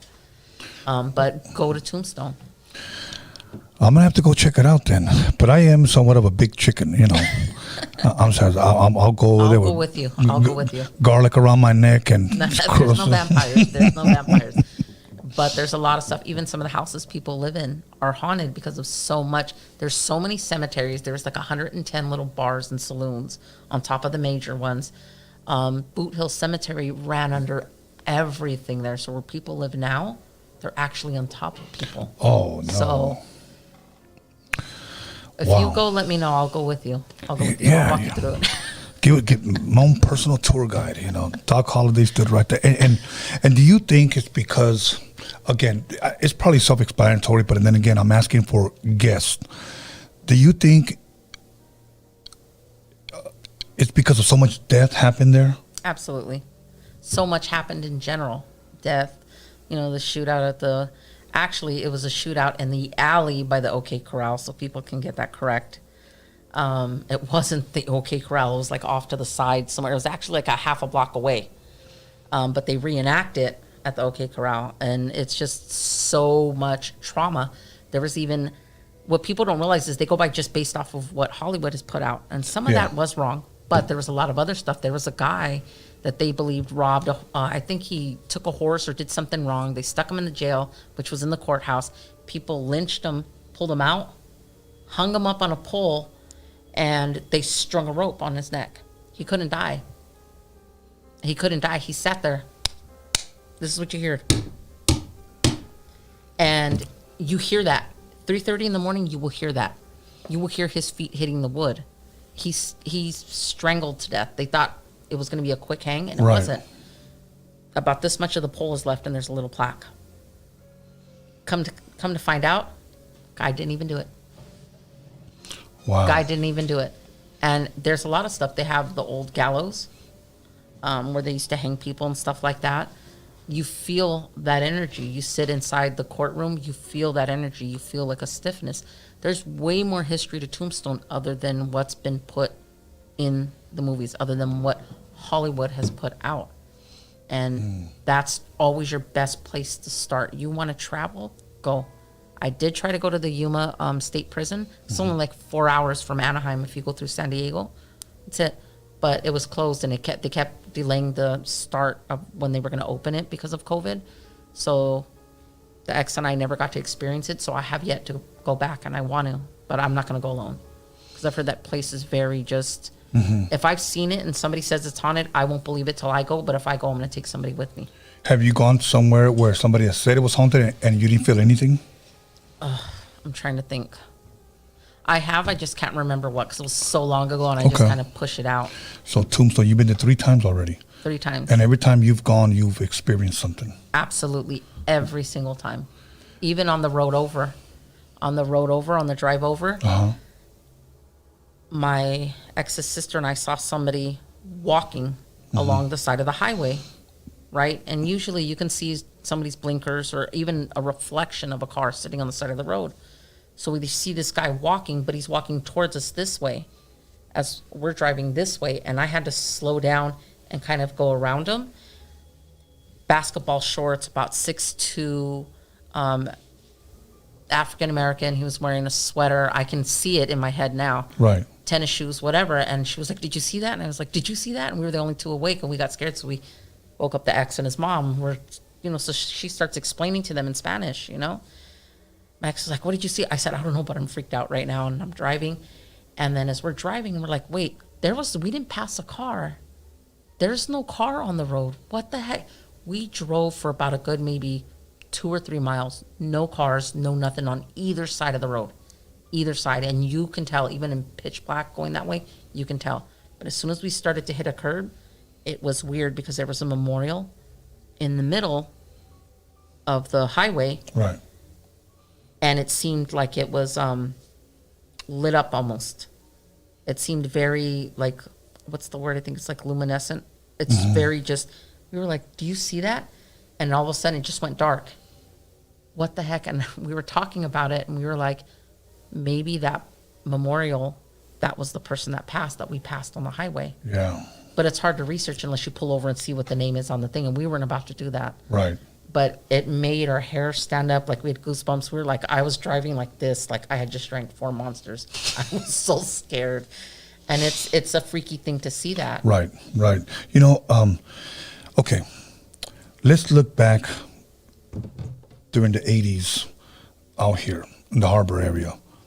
A lot of gang killings. Yes, I lost a lot of friends. Yes, everybody was affected. The crack epidemic, okay? Yes. People killing each other over crack. You're short-stopping my sales. What hood are you from? There's a lot of death, okay? We get the crack and the gang, if you will, epidemic that happened during the 80s. Now, we take it to Tombstone. I wasn't there, and I haven't done my research on that. Why do you think there was so much death there? Now, we know about the 80s. We know that there was gangs. Was it the gangs then? There was no medicine if somebody got sick. There was no discipline if somebody got angry. Like we were playing cards. You cheated me. Oh, you're a cheater? Guess what I'm going to do? Pop, there you go. You're done. Why did you shoot him? Because he cheated me. Okay, well, we're taking your gun and taking you to jail. We'll figure it out. Oh, guess what? You know what? You were in the right because he did cheat you. On your way. You know what I mean? There was yes, there was law. There was some sort of law somewhere. Right. But there was also a lot of alcohol. There's a lot of diseases. There's a lot of everything. There were certain medicines, but not like how we have today to clear everything.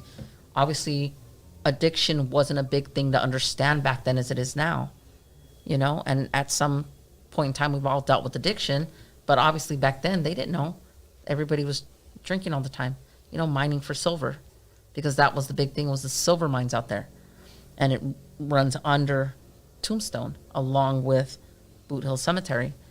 There was always just a lot going on, and then you never know where some diseases came from. Like somebody could have sold you meat. It was rotting meat, but you ate it anyways. You know what I mean? Yeah. Back then it was different. Now what do? Yeah, we put preservatives and everything so we could still eat it, but then again, yeah, you know what I mean? Back then, everything you killed it, you better eat it right then and there. You could only hold it for a couple of days. There was so much death and there was so much anger, and everybody was liquored up. Everybody was on opium. Everybody was, because they had the opium dens. Yeah. There was no, like I said, I'm not saying it was lawlessness, but it wasn't like it is now. Right. Wow.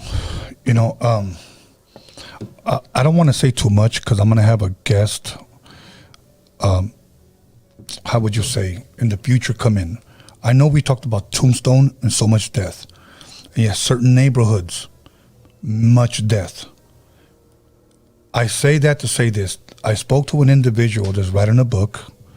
And again, I don't want to say too much because I don't want to twist his words. I want him to explain it. Mm-hmm. But in a nutshell and in general, this is what we talked about.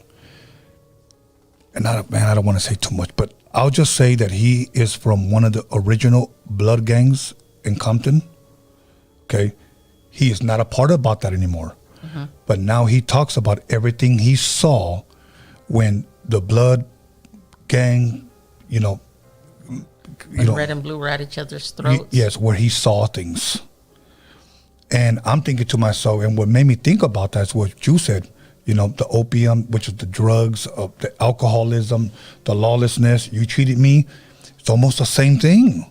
So on the streets, you could be playing craps, give me my money. No, you cheated me, or no, bang, bang, bang. See a guy for some datings, get out your car. Yeah. Bam, same thing. And he was sharing with me very briefly that he saw many things during that time, and he wants to come on and share that. I just thought it was a little different because we don't necessarily hear from gang members, ex-gang, that saw things. Oh, yeah. So he wants to come on, so eventually we're going to make that happen. But yeah, you know what? And now, I know we talked about apartments, we talked about certain locations. Do you think, because I read that there are certain highways or streets that so much death happens, is that haunting, or are you familiar with that at all? If I was traveling a lot when COVID first hit, after the ex came back from Indiana because he was gone for a little bit, so I was home alone for a while. We decided to travel, so we take off here, there, whatever. I believe so, because when you do drive down the highways, see, like even with the 40, you see a lot of little memorials everywhere. Yeah. And I traveled on the 40 quite often a couple of years ago because my aunt was passing away and I was trying to see her. I wasn't allowed to see her. So I did pass a bunch of memorials. There's some that are very elaborate. They're like 2-story little homes sitting up on a hill, and everybody leaves something. Whenever I would find a memorial that caught my eye, I would pull over, I would pay my respects, I would light some sage, I would leave some tobacco as an offering to the earth, and just kind of pay my respects and say, I'm sorry you passed away in this nature. Right. Obviously you passed away in some sort of accident because your memorial's right here, and you can almost hear as if somebody's walking on the dirt. You hear the little rocks crunching underneath the feet. But like I said, I'm sensitive. Not everybody's that way. Right. There's people watching right now. They want to call me crazy. So be it. I don't mind. I know what I believe in. And I believe when stuff like that happens, that those highways are not necessarily haunted, but they just have those people wandering. Like, like they're there because that was their last place. Yeah. And I'm trying to remember. Maybe I shouldn't even brought it up until I get some more information, but there were certain highways where so many accidents have happened. So many people have gotten killed off this one famous highway. And I'll have it next time and I'll mention it. We'll probably even bring up a picture of it. But I was just wondering, I wonder if even some of those spirits that are there, can they cause an accident? Sometimes yes. Okay. I want to say sometimes yes. I'll say that's my belief. Yeah. Is sometimes yes, because they're angry. Why did I have to die this way and you can't? Oh, guess what? Now I'm going to make it happen. But it just, everything depends, because you don't know who the person was when they died. Nothing like that. You don't know, the incident. Unfortunately, I lost someone who for the longest time was like a son to me. He was best friends to my sons. He passed away in an accident on the 40 not that long ago. And his service was actually on my birthday back in March. Wow. And so, I don't think his spirit wasn't the type of person to be like, hey, he was a very happy dude. He was a very, very happy dude. And he's very well loved, very well missed, And even when I found out of his passing, because it had been a year or so since I'd spoken to him, I was listening to the radio and I was listening to some of the music, because they listen to a lot of alternative music type stuff. And this one song came on. I was like, man, I wonder what song I'm going to hear that's going to make me think of you. And the song came on. I was like, oh my goodness. I don't want to say his name. But I was like, oh my goodness, I know it's you. I know it's you. I was like, I'm so sorry you're gone, dude. I really am. But it's energies, it's spirits, it's whatever. Okay, here's what we're going to do. We're going to go ahead. Well, let me ask you one more thing before we start taking calls. We got a couple of minutes, so we could take several calls. I like to try to keep the calls no more than maybe 2 to 3 minutes, because sometimes people want to get into a conversation. Let's not entertain those. If they have something they want to share, fine. If they have a question, fine. But please, let's try to stay away from the goofy calls. I know some people just sometimes like to call and just say smart remarks. If that continues, honestly, we're just going to stop the calls, because some people want to call and just make fun, and it takes the fun away from the other people. But we'll try to keep our calls to maybe 2 to 3 minutes. But I just have one more question. Before we get into the calls, is there anything that maybe you wanted to share or to bring up that maybe I haven't asked you or we haven't gone there yet? Is there any story? So if you're from San Pedro, which I'm from, hey to my San Pedro people, you remember the old... Oh, forgive me. I hope I don't get in trouble. The old mortuary that was on 6th Street between Pacific and I think it was Grand. I don't know if anybody remembers that really old mortuary that sat there for the longest time. It's now some big green open field that people play soccer on. The ex-husband, a friend of ours, my oldest son and I, we broke into that mortuary when it was already closed down. I want to say maybe a good 3 or 4 months before they tore everything down. There was clothes there from the year I was born, which is 1976. Wow. Cut down the back. They had them sitting on the dry cleaner hangers. There was an infant casket. When I opened it up, there was makeup on the inside. So obviously somebody had been in there. There was another casket we had dared my ex-husband to climb into. And he goes, I'll do it. I'll, Billy Badass. We're like, okay. So we go, we're going to close the lid. And he goes, okay, I don't care. So we get ready to close the lid, and he's like, what's that? And he's looking at it, we go, what? He goes, there's makeup. And he flung the lid open, hopped right out, and I looked, and you could see spots of makeup where somebody had actually been in there. And when I took a closer look at the lining, somebody had been in there and had, I think the term is aspirated or leaked, got a little juicy. There was embalming stuff. There was like everything there, and it was all dried up blood, and it was and we went downstairs to go see they had viewing rooms, I believe, underneath. That's what they look like to me, because we only got so far. What happened is we started going down these stairs to go see these viewing rooms, or what may have been viewing rooms, because you could see like a curtain, right, stuff like that. Everything started to get dark, and we're like, it's 2:00 in the afternoon. Maybe somebody's down there. I don't know. Maybe we should go. So we're getting ready. No, forget it. Let's just go. And then it got darker and darker, and it started looking like it was coming up. I was like, we need to go. We need to go right now. We have to go. They're telling us to get out. We need to go. So we're trying to go out, and he gets a little scared, and he goes running past me, my son, and our friend, and he pushes me and my son out of the way so he could get out of the door first. And I was mad. I got outside. It's funny now, but I was mad. And as we're leaving and I turn around, it was almost like everything got dark, kind of like when the clouds go over the sun and it makes like that shadow. Yeah. Everything started to get dark the minute we got out. We took off. We absolutely took off. And the whole time we were there, I felt like there's a lady following us, and I just didn't want to say anything. I was trying to not think about it. Even now, it's like, and we circled back around. We walked back around, and I guess somebody had alerted that we were in there or whatever, so people were there looking around. Then a few months later, they went and tore it down. But that place was really, I honestly felt like that place was very sad. And there was a lot of anger in there for whatever reason, which shouldn't be, because it was a funeral home. Yeah. Wow. And that was off Pacific and Grand? Between Pacific and Grand on 6th Street.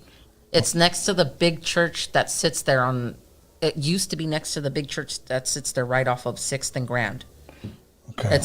Would be a block over from McNerney's. People should remember it. I forgot what it was called, though. Okay. It used to be there, but it's been gone for years now. It's just a big, grass field parking lot. I haven't been by there in a while. I can't remember what it is. Wow. Okay. Wow. I'm going to have to go check that out. Wow. Okay. So here's what we're going to do. Alex, go ahead and let me see. Put the phone number up. And we're going to go ahead and take some calls. Please, if you're going to call, let's keep it to Be 100 with your call. Don't be goofy. Yes. Yes. So anytime, let me know when the number's up.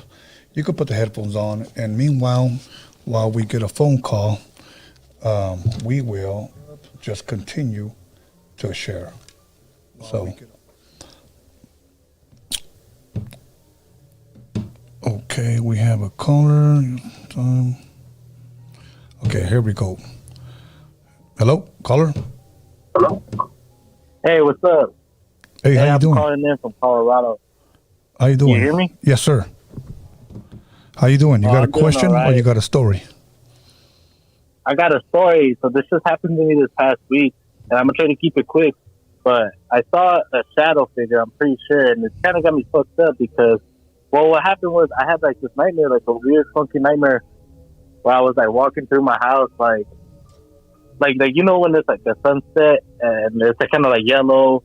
Well, it's kind of like that through my house, and I was walking through there, and I don't know, like I woke up, and I had this like thing that covered, like the shoebox thing that covers over my window, and I was looking at it, and it's pitch black, and I know I was awake, but I got like all stiff, and I couldn't move, and I was looking at that box, and like I swear to God, like on my mom, I seen that box, like the shadow of it morph into like a sombrero, and like I could like see like the figure and shape of like a black figure, but I couldn't see his face, or I couldn't make out his arms, but I could see his shoulders, like a silhouette of a man. Well, what took me out is I couldn't move. Like I couldn't move for the life of me. Like I was stiff as hell. My muscles like were like tense. Like I couldn't do anything. And like I remember I could feel like my hands like in my boxers. Cause keep in mind I was just sleeping, and like one hand like on my rib, and like I trying like with all my force to move, and I couldn't. And I'm trying to scream, and I couldn't scream. And like I remember I was trying to say like no, please no, but it was coming out like no, like I couldn't get it out. Wow. So it had me like all tripped out, and as I'm looking at him, like I can't see his face, but I swear, like I could like feel it smiling at me, like it was like visibly smiling at me, but I couldn't see his face. Well, then right after that, like seconds after that, I see he like grabs something like a mug and he drinks it, and like this is where it got me fucked up because at first I thought I was dreaming, but then I realized like I wasn't dreaming because he took this like a drink, and I swear like he like leaned his head forward towards me and spit, like a big ass like thing of spit, whatever he was drinking over me, and I felt the splash, and I felt like the air like get cold as soon as the water hit me, and like I felt like the little drops like spreading through my body. And so then right after that, like I was like I couldn't do anything. I was just trying to scream like whoa, but I couldn't like finish my scream. Like I was like muffled. And what happened was I was just watching them, and like from one second to another, like I never opened my eyes or close my eyes or anything, but from one second to another, I just see he morphed back into the silhouette of the box that was there on my window. And as soon as he was like done morphing or whatever, my body like got untense, like I was able to move, and like I turned my flashlight on real quick and looked over there, and I didn't see nothing. I didn't have no wet spots on me or anything, but it tripped me out. Like I was like confused as fuck, like what the fuck that was, and I knew like I wasn't asleep because like I never opened my eyes or anything. Like I just like was looking, and like I got untense, and I stayed with me. Wow. And all this happened in your room? In my room. And the thing is that my house has history. Like it's been haunted, and I've had a few instances happen, but we've dealt with things over the years, so it's been peaceful. And then, well, the crazy thing after that is I went to go cut my nails that following day, and I noticed I have like 3 horizontal like scars on my leg or my foot that like weren't there, like from one day to another. Research your house. That's what I suggest, so that way you can know what it is that visits you. And if it's your home, you got to let them know it's your home. You don't be angry or overly defensive. You just tell them, I understand you're here to visit, but this is my home. This is my space. This is for my family, and we're protected. And we ask, if you're here to visit, to please be pleasant. But if you're not going to be pleasant, you're no longer welcome here, and it'll stop happening. No, I understand. And so, like I said, I've had history with the house. I have actually done that before already. And this is what's kind of fucked up. I've done research on my house, and I came to find out from the neighbors and from the police reports that my house, the people that lived there, I think before me or a couple people before me, what happened was there used to be a family of, a wife and a husband, and they had, I think, an adopted daughter. So the thing about it was, apparently the husband and the wife were arguing a lot. One day he ended up killing the wife, and while like I guess like supposedly like the cops have been called out my house a lot for like domestic violence and things like that. So one day I guess they got into it, and the guy killed his wife, and the girl I think a few days later died. I don't know for sure if the guy killed her or what the situation was. I just know that the little girl died, and then I think that guy got locked up or he passed away or something like that. This happened a long time ago. Okay. And I did my research back in 2015 when all of this stuff was going on, because that's right when I moved in, and we know there's a lot of weird stuff happening. So my room where it's at now is in the basement, which was the little girl's room, because when we first moved in, it was full of Mickey Mouse decorations. It was purple. It was a little girl's room. Okay. So now the room that I stay in and that weird shit is happening, but it's from the room where she was at, where supposedly all that trauma went on.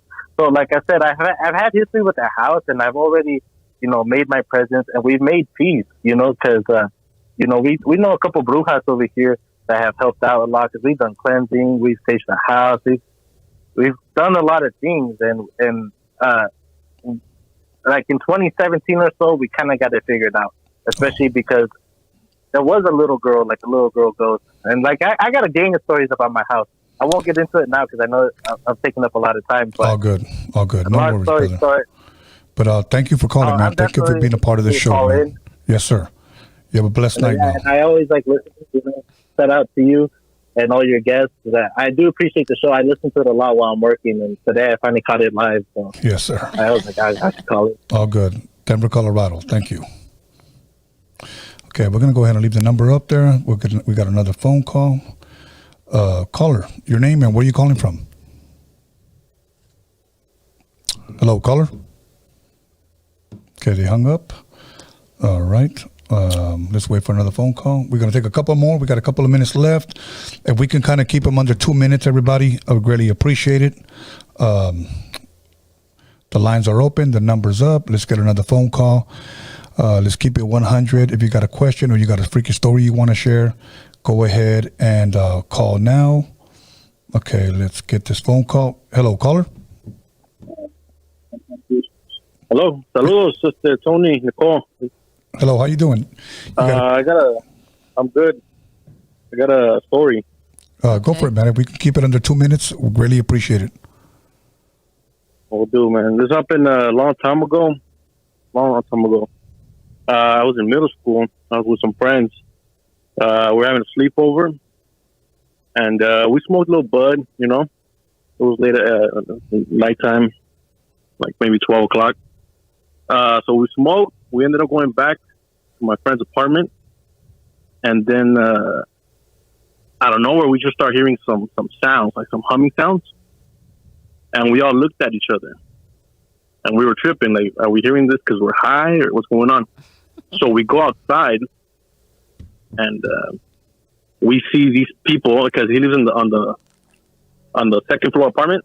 So we walk outside, and the house behind, there was some people with some bath gowns, black and red, and there was a fire in the middle, and we were just tripping, and then we were just looking at each other tripping.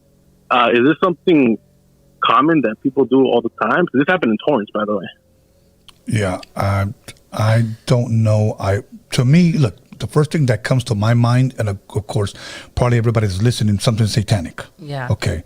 Now, I never heard of Torrance, but in the past, and I say in the past, when I was in my 20s, I had heard that San Pedro had a huge satanic community. Yes, absolutely. Okay, so maybe they were having a gathering, a meeting. I'm not sure.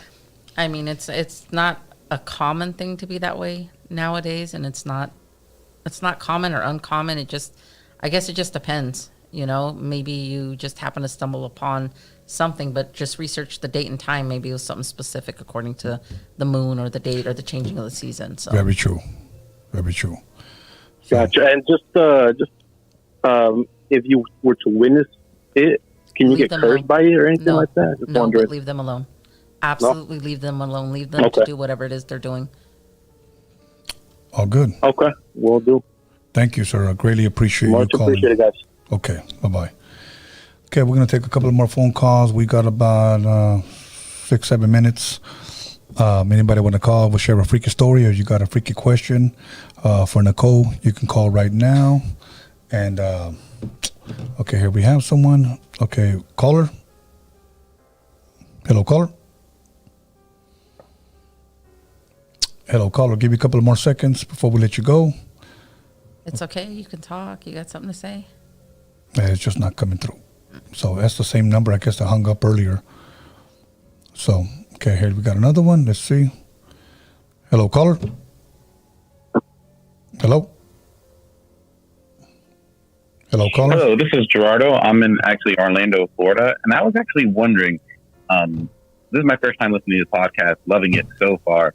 With that being said, I was wondering if anybody had an experience where afterwards they actually felt happy or positive. Because Yes, I hear absolutely. certain situations that happen where, like, you know, they actually feel happy, whether they feel like they were visited by a loved one or something like that. Yes, absolutely. I've had that happen with my grandmother. When I'm really low and having a hard time, sometimes she'll visit me in my dreams. I have a friend, the same thing happens with him. And then Like, you know, the next when day it's I like feel the happy sunset about it. and it's like kind of like yellow.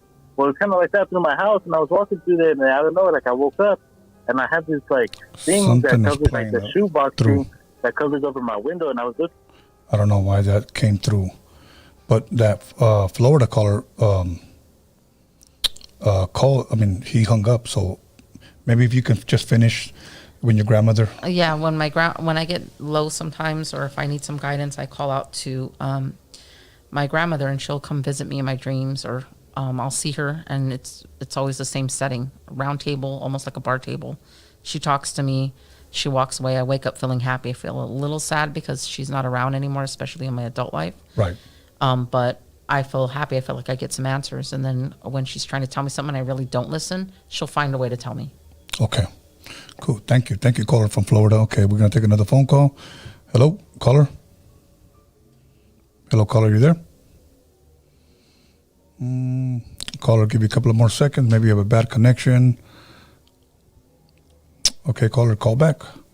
We're going to keep it going. Let's see. Take at least about 2 more phone calls.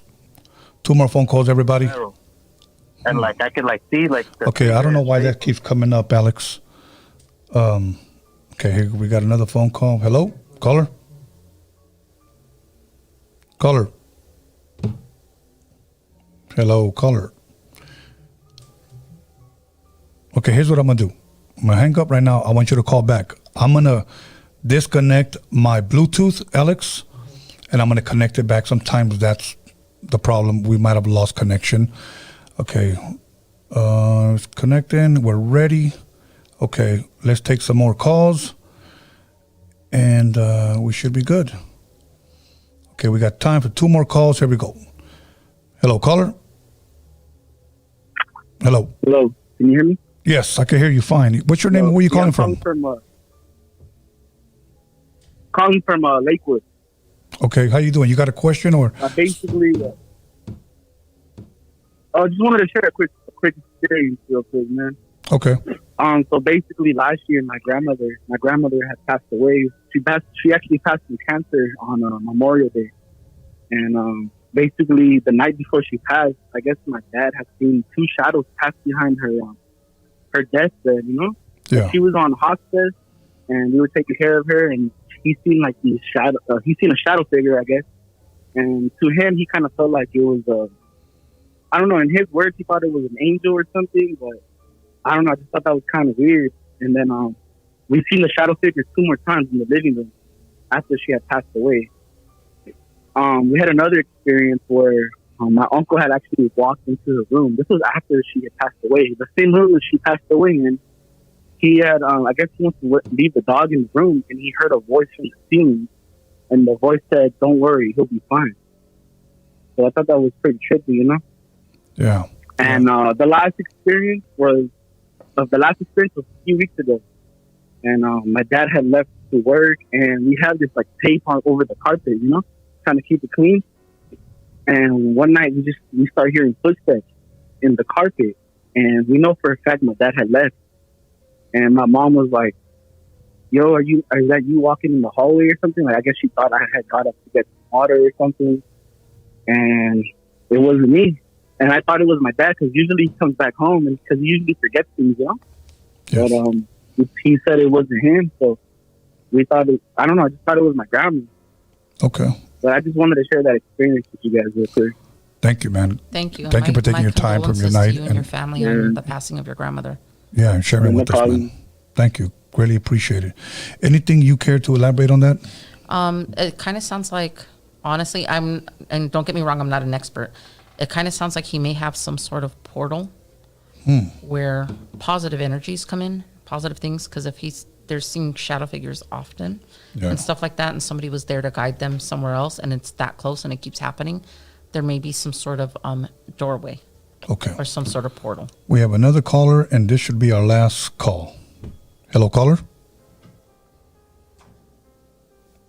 Hello, caller. Are you there? Give you a couple of more seconds before we hang up.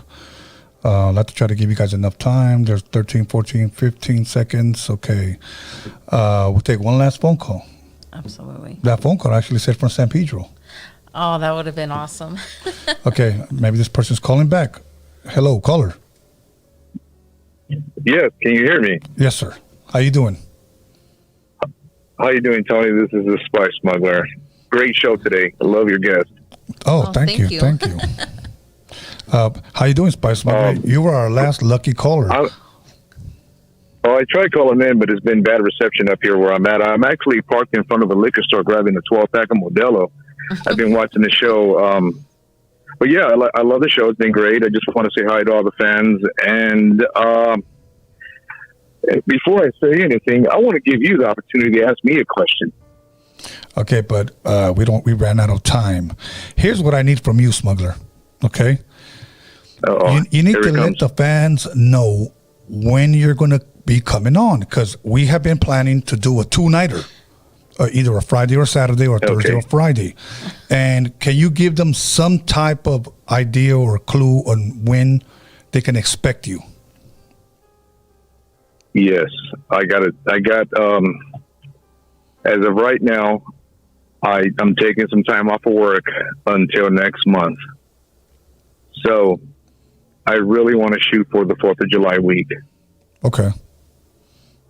Of course, just so the people know, I am flying down from past Sacramento. I am way up here in Northern California.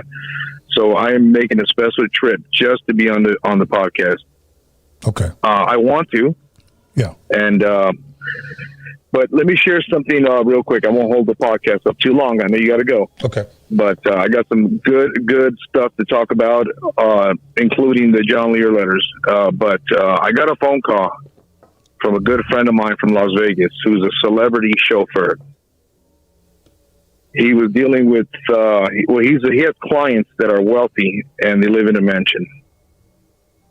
He called me for some information because these wealthy people are having a lot of paranormal activity in this big old mansion. And I'll leave it at that so I can share it next time on the podcast. There's some juicy stuff. The only thing I could tell them was to get out because of what they're dealing with. Okay. So, like I said, I'll be on the show soon and we'll talk all about that, including the John Lear letters, because there's some stuff that's very important that people need to know. Yes. With that being said, thank you for the show, and your guest has been great today. And I want to thank everybody for tuning in and hitting that like button. And have a great night.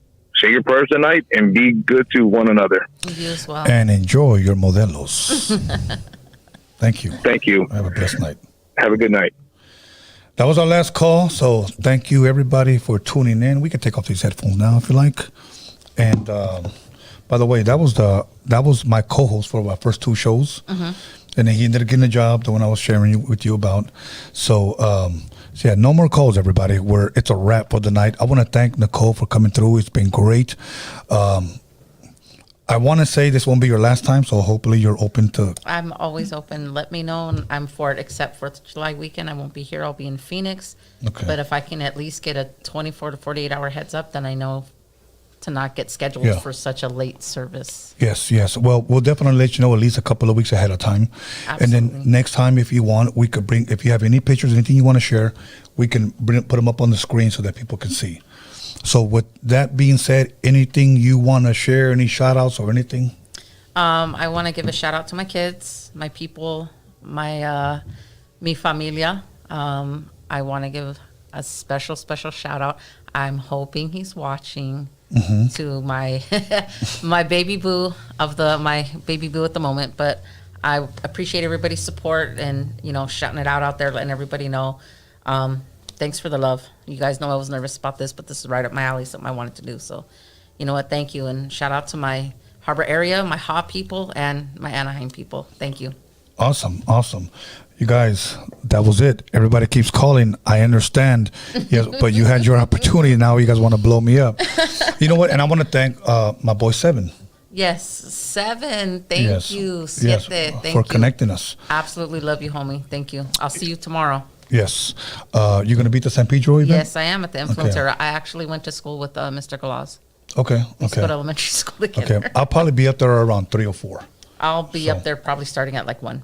Okay, because I have a podcast that I'm going to be doing. It's from, let me give him a shout out. My friend Rick Creeper has a podcast. He's been here on the show. He's worked on he does a lot of haunted stuff, kind of like the way you do dressing up and stuff, but he also worked at the Queen Mary one as well. Oh, I had a lot of friends that went there. Yeah. So. And he also has his own podcast called Rick Creeper. So I'll be promoting it tomorrow, that I'm going to be on it tomorrow. It's pre-recorded, so he'll get everybody eventually when you can listen to it. I believe Spotify, or I forgot what other platforms he's on. But Rick Creeper, much love, much respect for you. Thank you for having me. It's truly a pleasure. I love talking this stuff. I can talk about it all the time, so other than that, I want to give a shout out to Alex for running this ship, and thank you for everything, Alex Cervantes Enterprise, and Anthony the hip hop Jedi, also to my son Biscalens for helping me promote this, and then Norma Alvarez, the Wonder Woman. So thank you for coming through and being one of our guests. And other than that, expect the unexpected. And we'll see you here in 2 weeks with another special guest. Thank you and have unpleasant dreams.